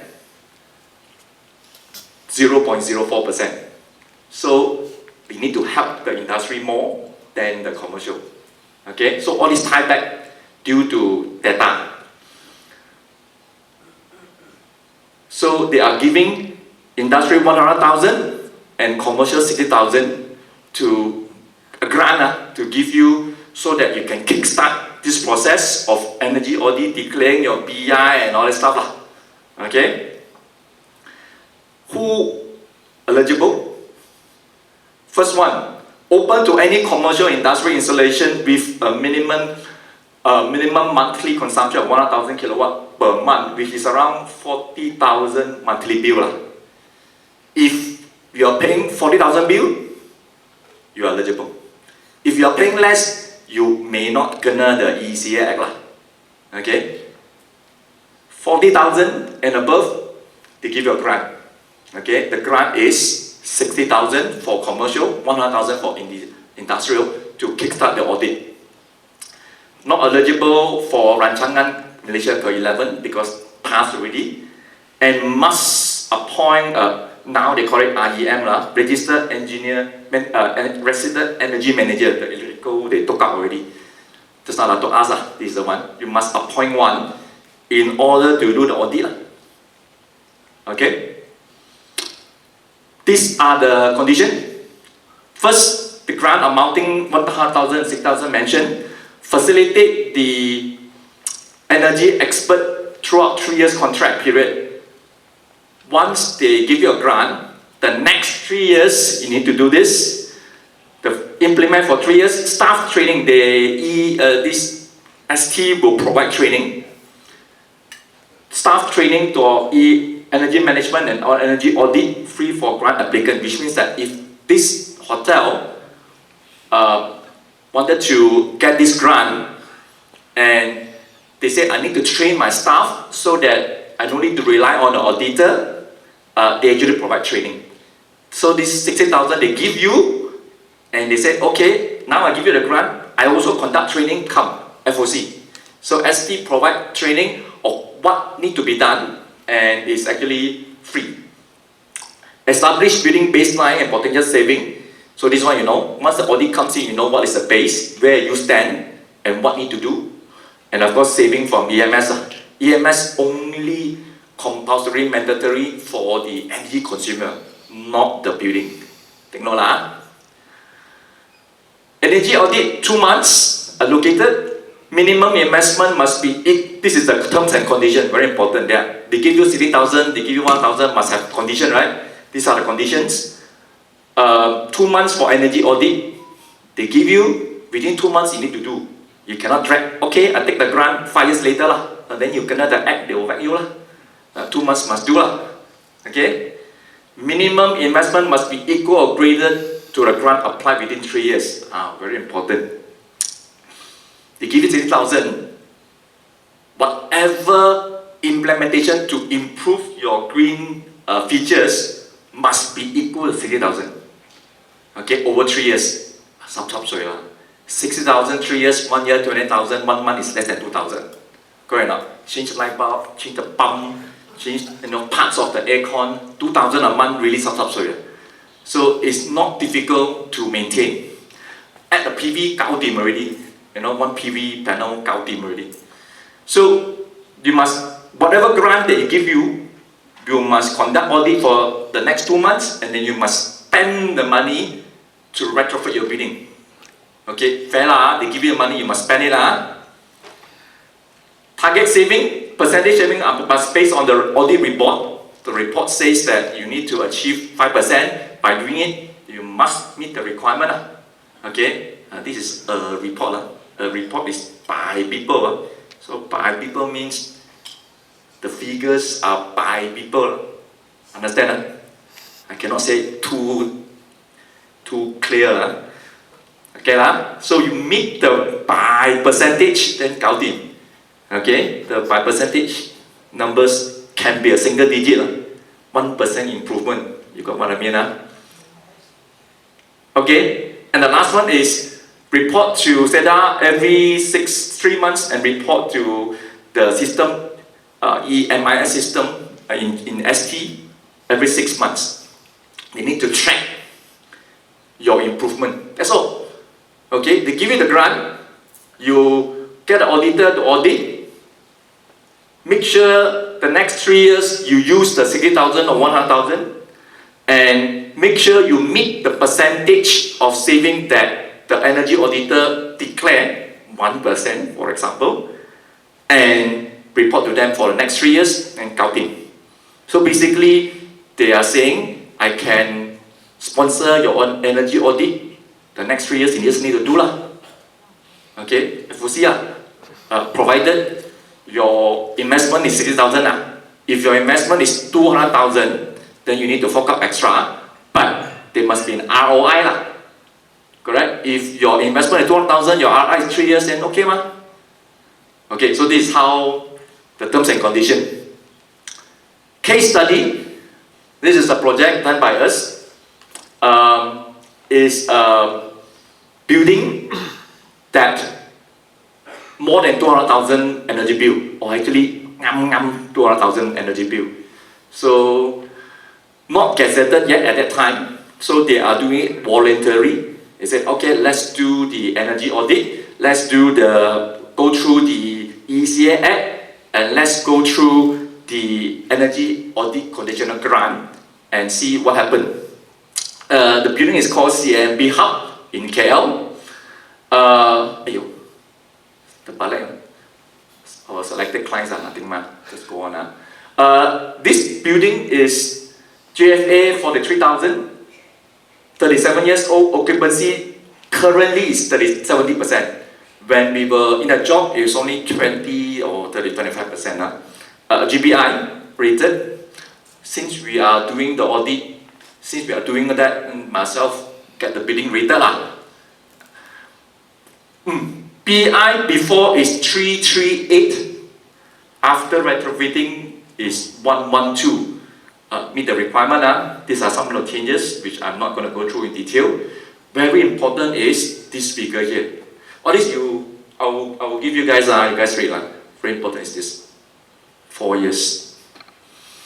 The ROI for retrofitting building for this is only 4 years. What happened is, this is the monthly energy bill. Okay, this is occupancy rate. We got a job during COVID, so we stopped for a while. At that time, they knew that their energy bill is 200, based on 20% occupancy. 20% occupancy, 200,000, quite a lot actually. So it's very inefficient. So in 2021, it was 177 because no people come lah, MCO and other stuff. So still high. So when we came in, we said that it's a 2 years project. So last year, because it stopped during MCO lah, we resumed it 2023 lah. So last year managed to do it. This month is based on projection. It will hit 282 with 70%. They are targeting 70%. Now it's 70, still slightly higher. So we're still fine tuning based on this percentage. Okay, but you see, 200,000, but it increased occupancy by 50%. If you don't do anything, you will hit PI of 300, but we actually going down. And the saving, we managed to get the ROIs. The investment is 4 million. Every month we are saving around 70 to 80,000 from 200. Currently, the 200 now, currently they are only paying 130 something. So they managed to pull down and meets the requirement. So this is what needs to be done. And of course, the Act affects us in designing building that meets the requirement. That's very important. is already in the act. So whatever you guys spec and coordinate with the engineer, bear in mind 160 BI is what we are targeting. The government is looking in the 98% compliance. The 98% of the building that not comply, they're looking into that. So please make sure BI 160, failing which the penalty quite substantial, because they won't know until 3 years later when they start the process. Okay, sustainable by design, what can we do? First, very important, we actually shared this information last year in June, when I came for the OTTV talk in PAM Center. There's actually a relationship between BI and OTTV. A lot of people say no. For office, this data is for office. For office, there's actually a relationship. Your OTTV better, your BI actually drops. So your BI can drop up to 10% around there if your OTTV improves 64%. Your OTTV improve for the 64%, your BI will drop 10%. Very general. This is based on our research of all our projects for office building. Okay, so there is a relationship. So if we design our facade correctly, we can actually reduce the BI by 10%. Not a lot, but still 10%. Others that need to consider orientation, insulate, shade, daylight. I also sian already talk, and I think you guys also sian. So don't worry, not repeating today. Very sian already. But last one is the ventilation, very important. Orientation, I think everyone knows that. Insulate and shade also know daylight. Ventilation for office building, for commercial, for residential, no issue. Just open the window.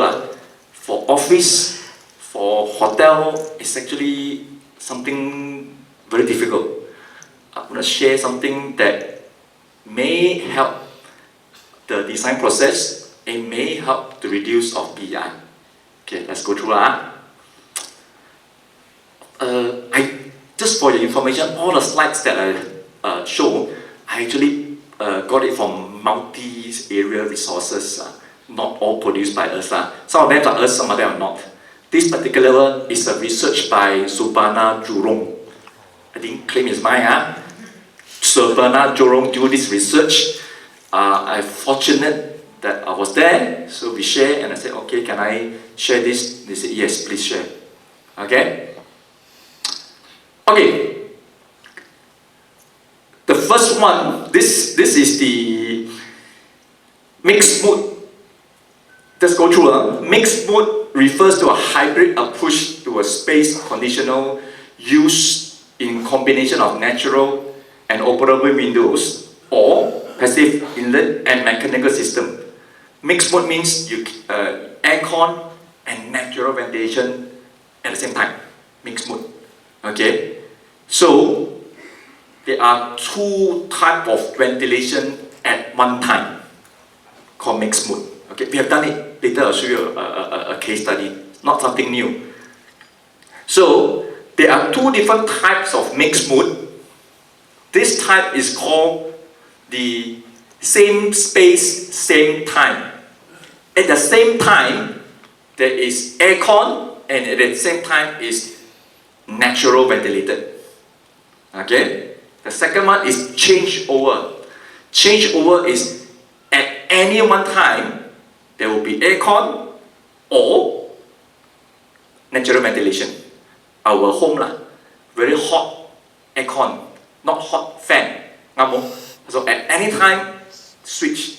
But commercial, sometimes you can't. You need to do it together. So there are actually two types of mixed mode. A lot more detail now. Enough time, right? Need a break or not? People yawning at the back. I can see you. Don't sleep, please, don't sleep. Single-sided ventilation and cross ventilation. Rule of thumb based on CIBSB and ASTRAE, both very engineer-based solution. But very valuable solutions, very valuable information. Limit the depth of the efficient ventilator twice the fall of ceiling. Okay, limit the depth of efficient 2.5 for single operate, double operate ventilator system. In general, if this is 3 meter, limit it to 6 meter. Easy to say lah, sometimes really cannot, but try lah, try. Because that will enable the natural ventilation to take place. Okay, how it take place later I'll show lah. First, limit 2 to 2.5 times. Okay, same ah. This is 2 different. Okay, so they said that limit 2 times also, so same. Not more than 8 meter, limit that not more than 8 meter. So usually 3 meter lah, 8 meter is 2.5 times lah. If 9 meter is 3 times already. So but not more than 8 meter.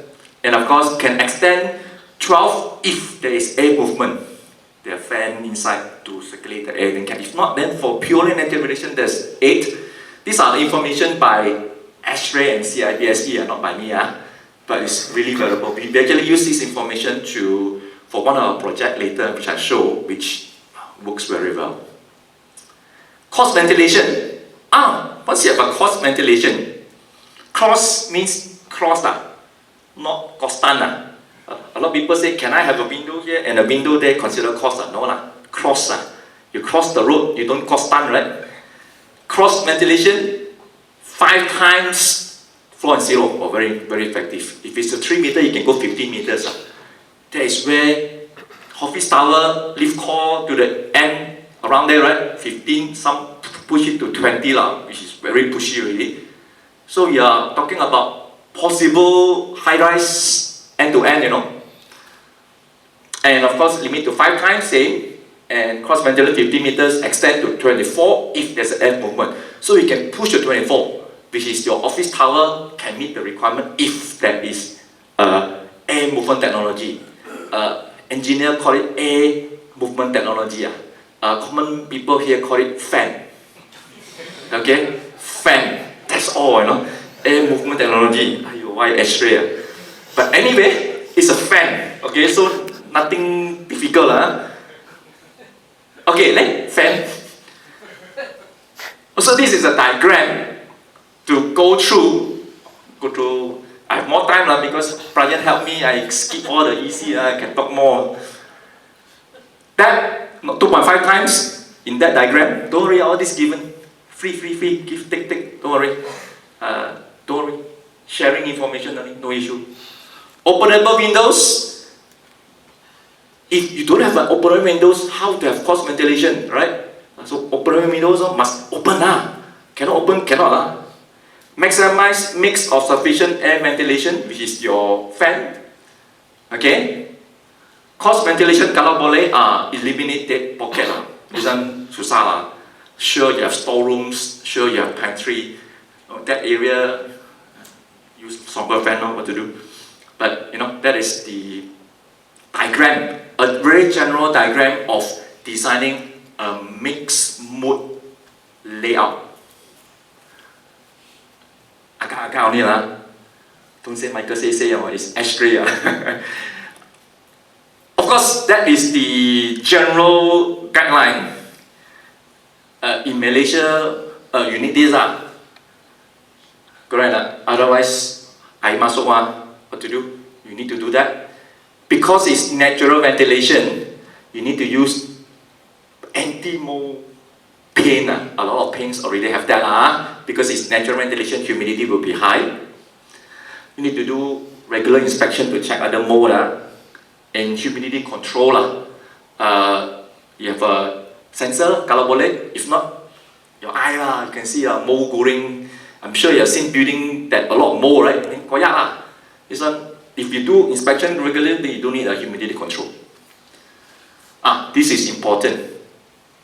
The first one is CO2 sensor. In GBI, they have a CO2 sensor, right? To say that if it hits 1000 ppm, in some case, they say 800, they will alarm and say they're too sleepy, everybody yawning. Okay, then they pump in fresh air so that you know they dilute the CO2 the ppm from less than 800. 800 is X-ray GPM is 1000. Common because you need to do that fresh air.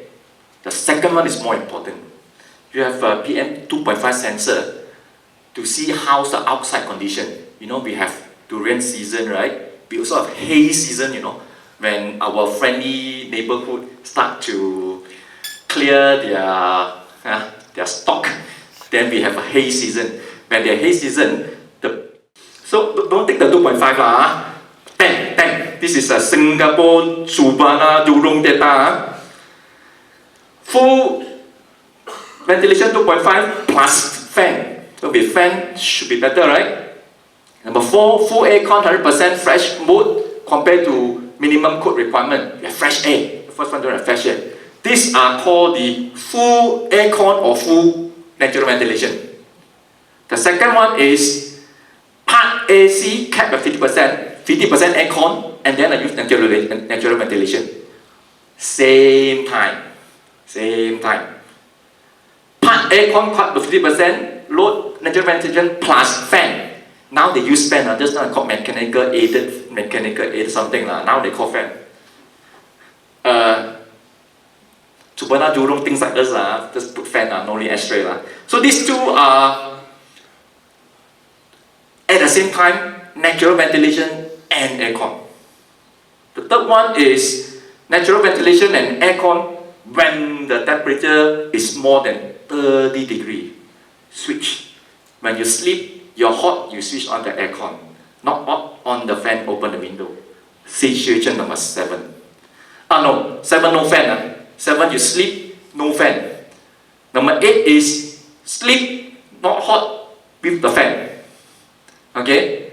So they did all the study simulation based on 2.5 maximum width and all these conditions mentioned. Which one you think meets better energy? We're talking about energy here. We're talking about, go back to EECA Act. Our job here is to pull down the BEI. Energy, right? Which one actually can pull down BEI? We can give you free tumbler. No need to scan QR code. Compliment from Knauf. Sorry. Joke aside. I'll go into detail one by one, but they are quite detailed. Go through no choice. Not even half of the slides. Go up. Okay, must remember this. 1, 2, 3, 4 is full aircon. 5, 6 is at the same time. 7, 8 switch. 1, 2, 3, 4, 5, 6 and 7, 8. Because 1, 2, 4, 7, 8, 3, 5, 6 1, 2 here, 3 over there, 4 here, 5 there, 6 there, 7 here, 8 here, all the 8 I've been doing the graph If architect do the graph, then 1, 2, 3 satu kali This one by engineer No engineer around, right? You go engineer, sorry outnumber you. 80 over 1 today. Usually it goes to the top by ACEM or IEM. I do not take this joke. I do not say outnumber. They have 200, I have 1%. Okay. Look at this line and this line and this line. 3. The energy consumption is this guy. Okay. A change. No need lah. Okay, let's look at the blue line and the blue. Why all blue? Light blue and dark blue lah. This one cyan lah. Okay, light blue and this one. Look at these two. Very important. Concentrate on the bar first. Situation number 1, full aircon, 12.5 megawatt. Brian very good. You can straight see there. No need to turn the head. Number 1, very high, normal. This is business as usual. if I use natural ventilation, then nothing lah. Because natural ventilation, this one no fan, nothing lah. Because this one is pure apple to apple comparison on aircon fan, no lights, nothing lah, so it's 0. Number 3, full natural ventilation, fan. Okay, of course a little bit lah. Fan energy compared to aircon much lesser lah. Talk about energy first lah. Number 4, aircon with fresh air. The energy go up. Why ah? That's where the tumbler comes in. Who wants a tumbler? Why the energy with fresh air more than non-fresh air? Outside air is hot. Outside air is hot. Humid. Bigger volume. Because you need the pump to pump the air in. Correct? Okay? Need the pump the air in, and the aircon needs to circulate more. That's why it needs more energy lah. Because when you're pumping the air, you're right, the air is hot lah. Mechanical, so it needs more energy for that reason. Your aircon same 12.5, then suddenly the pump comes in, of course so it's higher lah. So not saying that don't use the pump, because it's the fresh air, it's actually very important for the indoor environmental quality. Number 4, so this is high, don't have, low. Then comes the second one, say, this is where you continue to use the aircon and continue to open the fan. My company do that during MCO. Everybody's scared to open the window, but at the same time they want aircon. I say, that's the energy bill sama saja. Same, right? Didn't reduce, same, but reduce a bit compared to the fresh air lah.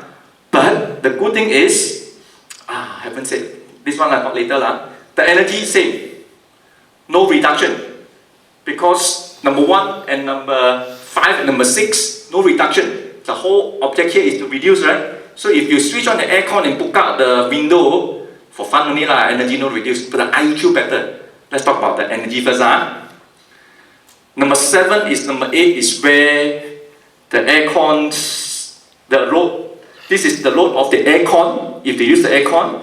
If they don't use the aircon, this is the load. If they use the aircon, if you don't use the aircon. So it's actually substantially reduced if you use mixed mode. What is the parameter of the mixed mode is whatever I just mentioned lah. Must meet that. That is a chance that you can reduce more than 50% of the energy if either you are doing it with a fan or without a fan. That is on energy. Reduce more than 50 12 to 4, more than that lah. The next one is your blue graph. Adaptive thermal comfort. How comfortable? Adaptive 0 means very comfortable. 90 means siao. Okay, so when you're natural ventilation, cannot lah. Okay. Number 2, can't. Number 3, here. Okay. Number 4, number 5, good, because your aircon. Okay. 5, 6, sorry. 7, 8, marginal, it all depends. This is without a fan, and this is with a fan. Okay, so in general, this is 1.8 is what the pandemic mode during MCO we require that. Non-pandemic mode graph is around here, around more or less here. So using a fan, which mixed mode, actually meets the comfort level and reduce the energy by more than 50%. So this graph we need to demonstrate that. Actually every single one explained like that. Okay, control your skip that. This is a case study of our project. Won some awards. OTTV, nothing 47. All the glass they use is just a tinted glass. No low E, nothing Normal OTTV 47 mostly can do But the BI is only 27. This is actual school, not built sales gallery or built purpose built, no. School with students actually studying inside. So this BI is an actual electrical seat build. To go down to 27, one of the key factors is mixed board. So won't go through lah, waste of time lah. More important is 26. Anything below 26 fan, anything more than 26 borrow aircon. They don't have a thermometer. So how? Teacher hot lah. Really not joke lah. Teacher hot, teacher hot. So the teacher is the one to gauge. One person said no, not good enough. I'm not hot. So they don't have a thermometer. So they gauge. Really need to hot, then they switch on. Don't need, they switch off. So it's enforcement. They don't have a thermometer. So but 26 is what we plan. So the teacher have to gauge. Oh yeah, hot and then on. So with this on off, it reduced the BI to 27. Of course, all the public area are using big ass fan, all the natural ventilation. So all the natural ventilation must have fan. The distance, oh yeah, they didn't mention. Did I mention distance? Oh no. Oh, didn't. Got 9 meters.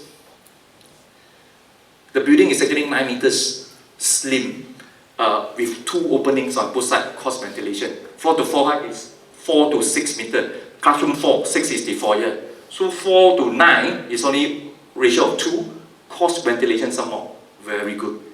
Okay, the building looks like this lah. Okay, like that.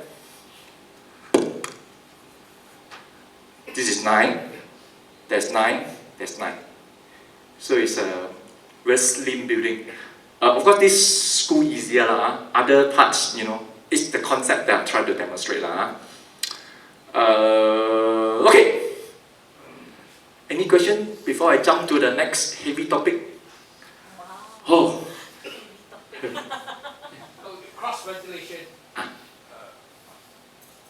4 to ceiling height. What if it's 1:1? Cross ventilation. 1 to 1, good lah. Good lah, better lah. Better. Durian smell also cannot. Just want to mention about the computation of energy bill for the building. Let's say if you have a single owner commercial building, then 200,000 per month, whatever. But then it's a multiple. How did they Calculate all together. TNB has every single one now. So they have a total bill 200,000. They will one person. That person in charge, one person in charge. They will look for the person. Usually it's the owner lah. So if you are stratified, you sell all, then you need to compute every single one. If you're if you are stratified, every single one depends on there is a JMB or MC that governs everything. So the owner is a JMB, and the whole building need to meet the requirement. If it's non-strata, you rent out, and the rent out is individual paid TNB, then it still goes back to the owner who rent out. Like shopping mall, shopping mall. So the tower who sells, then the JMB will be the person in charge. How do you handle mixed mode condensation? Mixed mode condensation. If you use technology, then it's the condensation, the one to absorb the air, dehumidifier. Use that to do, or simply open the window. No, switch. Off on, switch. So for that project that we do, it's actually a switch. We don't recommend satu kali buat lah. At my office during MCO lah, everybody switch on the aircon and open, condensation comes in. Don't recommend.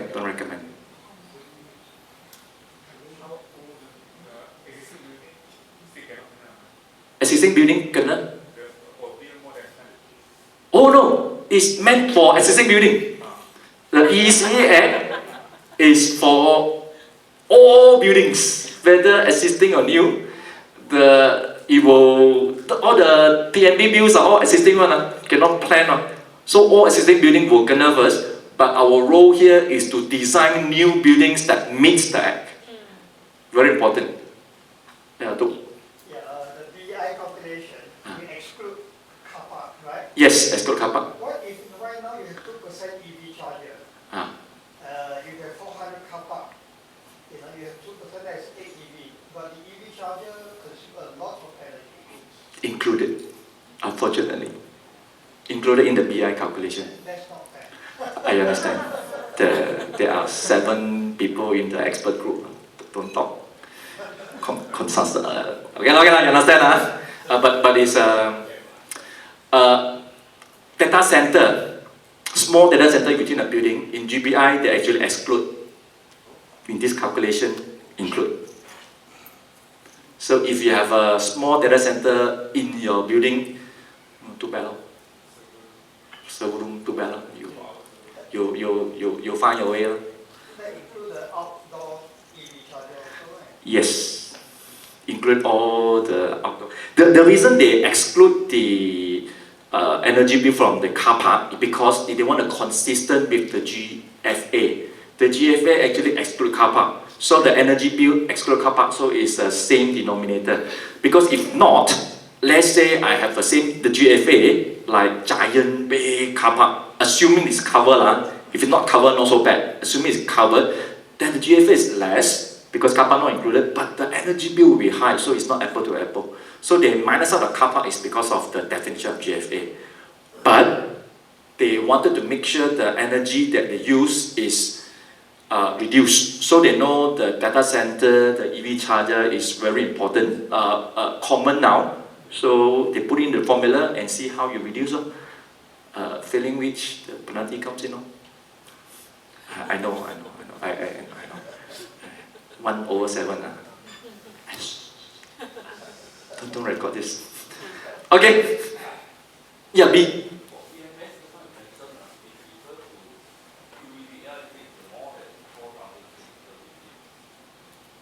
Yes. No. UBPL, of course, new building. Here, slightly different is they are not targeting EMS more than 4,000.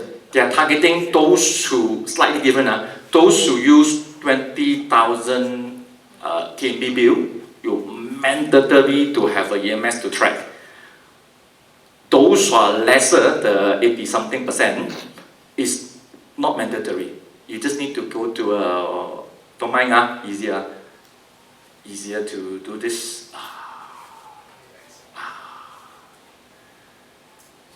Energy consumer, EMS number 2. For building, you just need to go to the BI, calculate BI, make sure it has the improvement strategy and mention that improvement, the percentage is by human. So, and you need to do energy audit every 5 years. That's it. So EMS is not a requirement. Whether this building requires EMS is up to the law. This is targeting on the energy.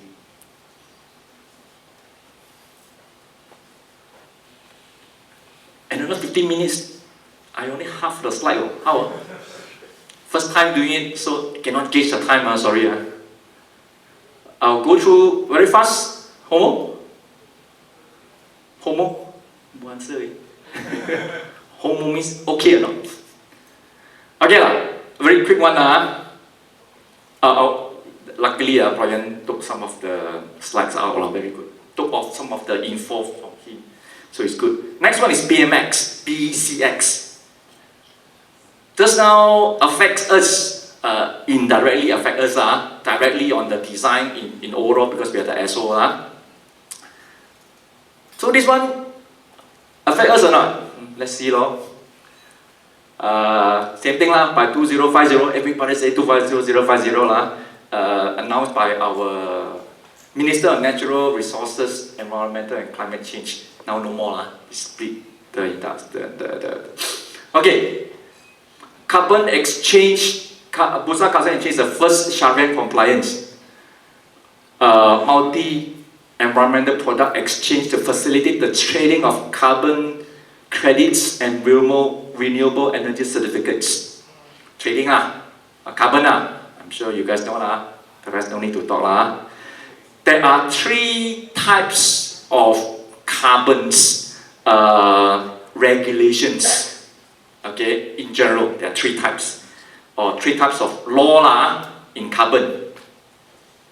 First one is what we are doing, the VCM, voluntary carbon market offset, voluntary the keyword is voluntary, so nothing to do with us, correct? For now, nothing. When everything is optional, just ignore okay? That's all everybody happen, right? Someone don't need to pay first, don't pay first, correct, no? Until discount comes, then only pay, This is reality, right? Correct or not? you don't get someone Okay, the first one is voluntary, okay, which we are in this category. The second one is the regulation sets to fix amount of CO2 to be emitted, sometimes called a cap. There's a cap, Then issue a respective amount of emission allowance. What is the allowable emissions to firm, which is directly through auction. One allowance typical grant emits a ton of CO2. Basically, it said that you must not exceed this number. The certain trade, certain numbers you exceed this, something penalty will come in. I'm sure this penalty will be more than EECA, very sure. Okay. So this one is stage 2 Stage 3 is carbon tax. You guys know but still read The regulation set the fixed limit of amount of CO2 to be emitted and tax. Then tax the every ton of CO2 emitted in the excess of defined limit of rates. Then depending on the design, carbon credit may be accepted to be limited to offset and organized and exposed to tax. Our neighbors are doing it next year, They are so far ahead. Sometimes we want to say we silence them. Our openable is 10%, right? Then they say we have that and you're still here. Okay? Friendly neighbors.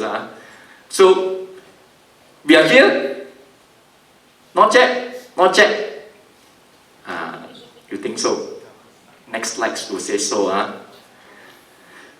PMX enable companies and other entities to voluntary carbon credit among projects to reduce their exchange emissions through voluntary carbon exchange. The next 2 paragraphs very important. The state of Sarawak passed the environmental reduce of GHG ordinance 2 years ago. That includes the provision of introduced mandatory emissions threshold of certain industry already gazetted in Sarawak. They are doing it. ETS already in Sarawak, not the whole nation. Sarawak doing it already. So if you don't do, the penalty will come. Okay. The government has announced. The word is has announced. Okay, sudah announced. To implement carbon tax for steel, iron, energy by next year. It's cooking. Okay, I'm not in this group, so don't worry, I don't have things to leak. But it's cooking. Something that ponders me, why concrete don't have concrete is one of the biggest emitter of carbon, right? Why Why don't know. I'm not in this group, don't know. But if I'm this group, I would insist the carbon to be in. Okay, steel and iron is the second most so okay fine Okay, so it's cooking. At the moment, we are ahead of schedule, ahead of time in terms of this. Okay, but we need to know why. Because whatever these emittents, okay, we talk about reducing energy just now, right? is called operation carbon. Operation, which there's only X we can do as architect. Reduce it, reduce it, reduce it, reduce it, reduce it. But the embodied energy that Brian covers are not extensively covered. This is the one that is coming to rotan the embodied carbon. So with the rotan of operation and now rotan of embodied, then the total rotan is called a life cycle rotan. The value life cycle. Okay? Okay. Bursa is the one who tasked to do this, led by Minister of Resources, Environmental Sustainability and Minister of Finance. Now, Bursa is doing it. Why? It's voluntary trading, Bursa lah. But, very important, the initiative is actually by the Natural Resources and Environmental Sustainability, okay, which looking into the carbon. The next one is very important. Why MOF is in the picture? Yes, carbon tax is coming. So it's otherwise MOF why we suddenly come into sustainability? The tax come in. So they are already in the picture, talking already. Next year they will announce something lah. Finance. Okay? The rest not important. Of all that needs to do, energy efficiency also in, we also kena lah. Okay, just now energy efficiency, right? And now also energy efficiency. But what is no need, no choice, lack of time. This is all about life cycle. Why we kena on the energy efficiency? Because of this embodied. Just now mentioned, Brian, if you guys are not sleeping, you saw this info vision. 39 is the global world, 28 is operation, 11 come from embodied. Correct or not? Information. This 28 and 11 published everywhere. Everywhere I go, everybody said this. This information is from that World Green Building Council. Cannot be wrong, right? World Green Building Council. Sure or not, this figure? Not totally representative because of these slides. You see, it's just this slide. Brian pun ada. Embodied carbon, this is the life cycle of a project. 50 years, they use 50 years, but these slides only have 30. The embodied carbon, 40 kilogram CO2 emitted per meter square per year. Correct? Because during construction, all the material, year one, either standard performance or high performance building, normal as usual green building. Okay? Take it as normal. It's only 70, 80. Goes to 400. You need sampai sini baru tahu, right? Equal. To be reaching, to be reaching 40 over 10, 80% more, it needs to be somewhere around here, right? To say that the operation energy is actually more than the embodied energy, right? Now, this figure is a life cycle, entire 50-year cycle. Not fair comparison. Not fair comparison. Correct? Who's your blur more, man? Need to repeat or not? Yes. Okay. Okay. World Green Building Council says 39% of the global carbon emission is from construction. Wow, correct lah. Okay. Out of which 28 is operation carbon, your aircon your light and all this stuff. 11% come from embodied, your material. So everybody jump to operation carbon. Correct? Let's reduce energy, let's reduce energy. This is an overview that everybody says. The next graph, also by UN, I got this information from UN, UNEP, this figure, and global ABC, Global Alliance Building Construction, both say the same thing. They say that the 28% is actually accumulated over 50 years. Some 30 years, some 50 years. In this case, they put 30 years. In general, people say 50 years. Brian also said 50 years. But this graph 30 years. Good enough, representative. The operation carbon, you look at the carbon emission, is over 50 years and only hit 28%. Whereas embodied, satu kali already, of course not satu kali lah, the process may take 1 year lah, or 2 years during the process harvesting, deliver to site, it takes time lah. But you take at zero lah, that is actually a lot more. This figure is actually a life cycle figures. If you life cycle figures not fair, because every year I only have new building, let's say 100, existing 2,000. That 2,000 operation definitely more than a new building embodied. And every year I get 100 extra. Next year 2001, following year 2002. But every year new building also 100. So the operation we're getting more and more and more, and the embodied still remains at a fraction slide. So the percentage here, not totally representative. But it wakes people up, good enough. Okay, where does our Prime Minister in Kajang now? Prime Minister in Kajang, you know which one, right? Prime Minister in Putrajaya, right? But the one in Kajang, you don't know who? He mentioned 2050 net zero emissions follows the World Green Building Council. Now everybody, now our Prime Minister in Putrajaya also said that. Okay, so you know, okay, in general, the operation carbon is much lesser, as mentioned, but we need to tackle. Now, but the embodied is very crucial because 1 year it shot up quite a lot compared to a cumulative of 50 years. This is very important, very important. This is now 75-25 lah. Used to be 2011 80-20 around there lah. Is 2018 2021 is already 75-25.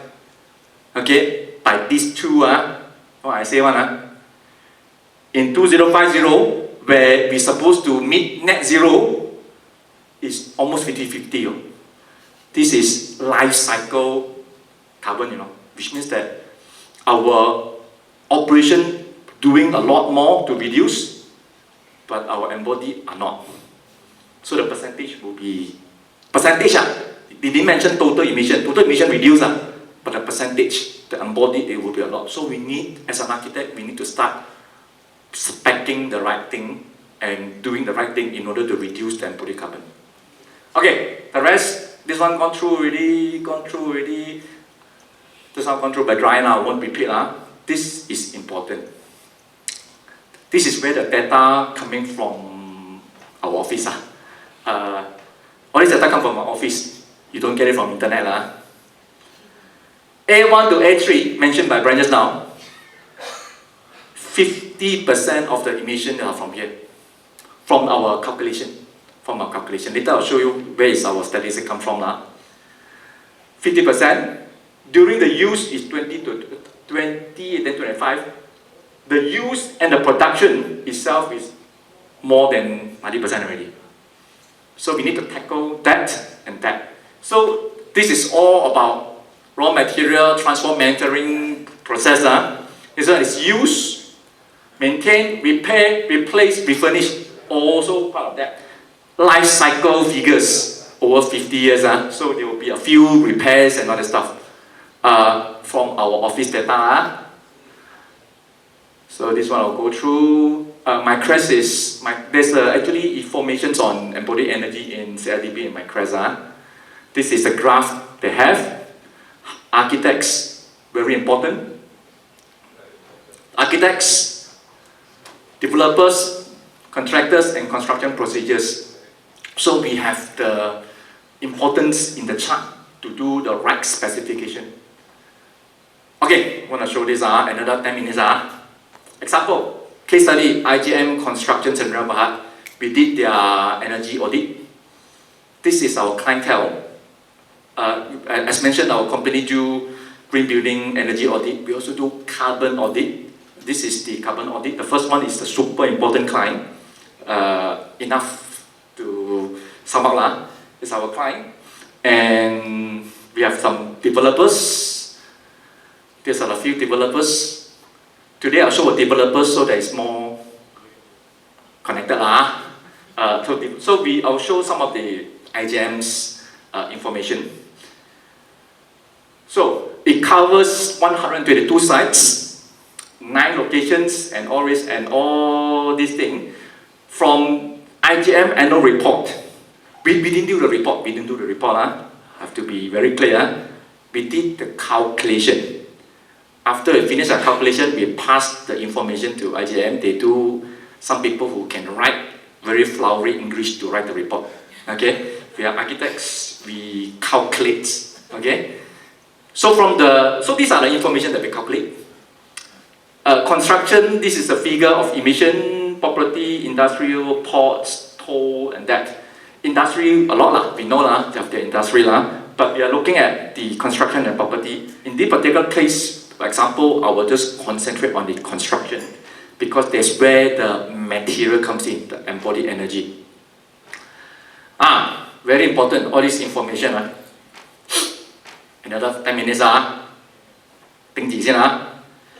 Construction, property, industry, and then this is the emissions in 2023 and 2022.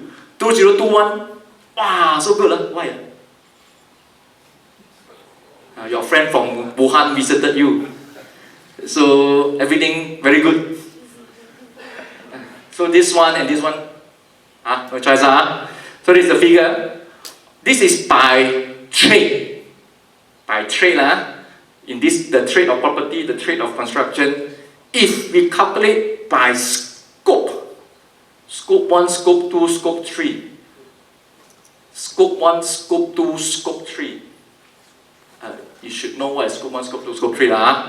Scope 3 is 90%. 90% of the emission not by trade, by emission. The next slide will help you. Out of the Scope 3 emissions, embodied energy, embodied carbon, is 96%. The rest are 1. So we are talking about 90% of that scope is embodied. So majority of the carbon emission from IGM construction, which is a lot of material based, is embodied energy. Because they don't have operation after you finish. So for a construction company, 96% of 90% of their emission for a construction company is material. Transport, and not only material. You got what I mean? A1 to A3. So that is where the material specification is very important. So scope 1 is this. This one slide should be go up. This one goes down. Doesn't matter. Scope 1 is 1, scope 2 is 2, scope 3 is the material. The red color itself is 96/90. And out of the material, this one is the main culprit. The company with the Y or the C, the big two. Not many companies with the Y. 60% carbon emission is from this trade. I know why the government go for steel, because it's 16%. Okay, cement, same company the rest. So that's why I say ponder if why the government not imposing on concrete because from the statistics that we have, from the companies that we have over the last few years, concrete and cement is the biggest culprit. So if you need to lower the emissions of the embodied, please either don't use concrete, which is cannot. use lesser, also difficult. Use green concrete, replacement with more, to check with them on their EPDs, their content, the recycled content, do our parts on the specification, because concrete is key material in construction industry. Cut down more trees, use trees. Actually, I experienced later when I visited a fully timber building in Singapore, almost painted. Later, when we yum cha, talk to you, almost painted. Okay, so this is the material. This is the embodied carbon per meter square emissions. Project A, blue color, you know lah, just now I mentioned which company, that company, blue color, everything consistent. I like to get data from our neighbors. Our neighbors is, higher leh. UK also higher lah, not that bad lah. Okay lah, not that bad lah. Still, our target is actually here. This good guideline, we're still ahead actually. We still need to press down. This data is only for embodied carbon. We still need to press down. Not that bad, but we still need to press down. Okay? EPDs gone through, so I've just really gone through what he mentioned, There are three types of EPDs mentioned just now. Type 1 is third-party certification environment labeling programs with predetermined performance requirement. All this can be summarized with one word: SERIN. Okay, SERIN do this. Okay, but SERIN cannot confirm how green is green. They just say that the performance is okay. You have some recycled content, therefore it's green material. The parameters, you know lah, SERIN how they form, you know right? It's committee members, working group. They are all humans also, and humans tends to be human. So this is human. SERIN. Number 2 is the declaration claims. Product manufacturer importers, they are declared by themselves. Susala. This is the one. So if you want to know what is the carbon emissions, the embodied energy it emits through a product, the best way is get your EPDs. Because SERIN may not have the data, it may not be consistent. Self-declare, they are also human. Okay? So the best way is your type 3, we have gone through ISO 14025. Different ISO lah. Okay, these are the two, as mentioned just now. What need to do, just I mentioned also. Some of the reporting, sorry, I didn't put the class inside. Next time I put, you give me the slides of the laundry, I'll put the slide in. Sometimes he likes that. This is the, as mentioned, the GWP all mentions there. So pick the one that is lesser emissions. Some of the group people. Conclusion. These are challenges, real-time challenges. More expensive to construct because you know how much EPDs per year, no? I mean per 3 years. 3 years, right? Renew 3 years or 5 years? 5 years. Is $15,000 US, I presume. The last time I checked. That 15,000 distribute to the material. So you know, it's more expensive. They are slightly more expensive. Until it become a norm, okay, and everybody specified, the mass production comes in, then it will come down. I mean, normal. Slow in the automation of construction, high dependency of labor, not enough green technologies, no driving force until the rotan comes in. No market demand until the rotan comes in. No alternative low carbon material, very little. If you go to the website, the IES website, and the main hub, cannot remember. EPD hubs and EPD international EPD system, not many for Malaysia actually, not many.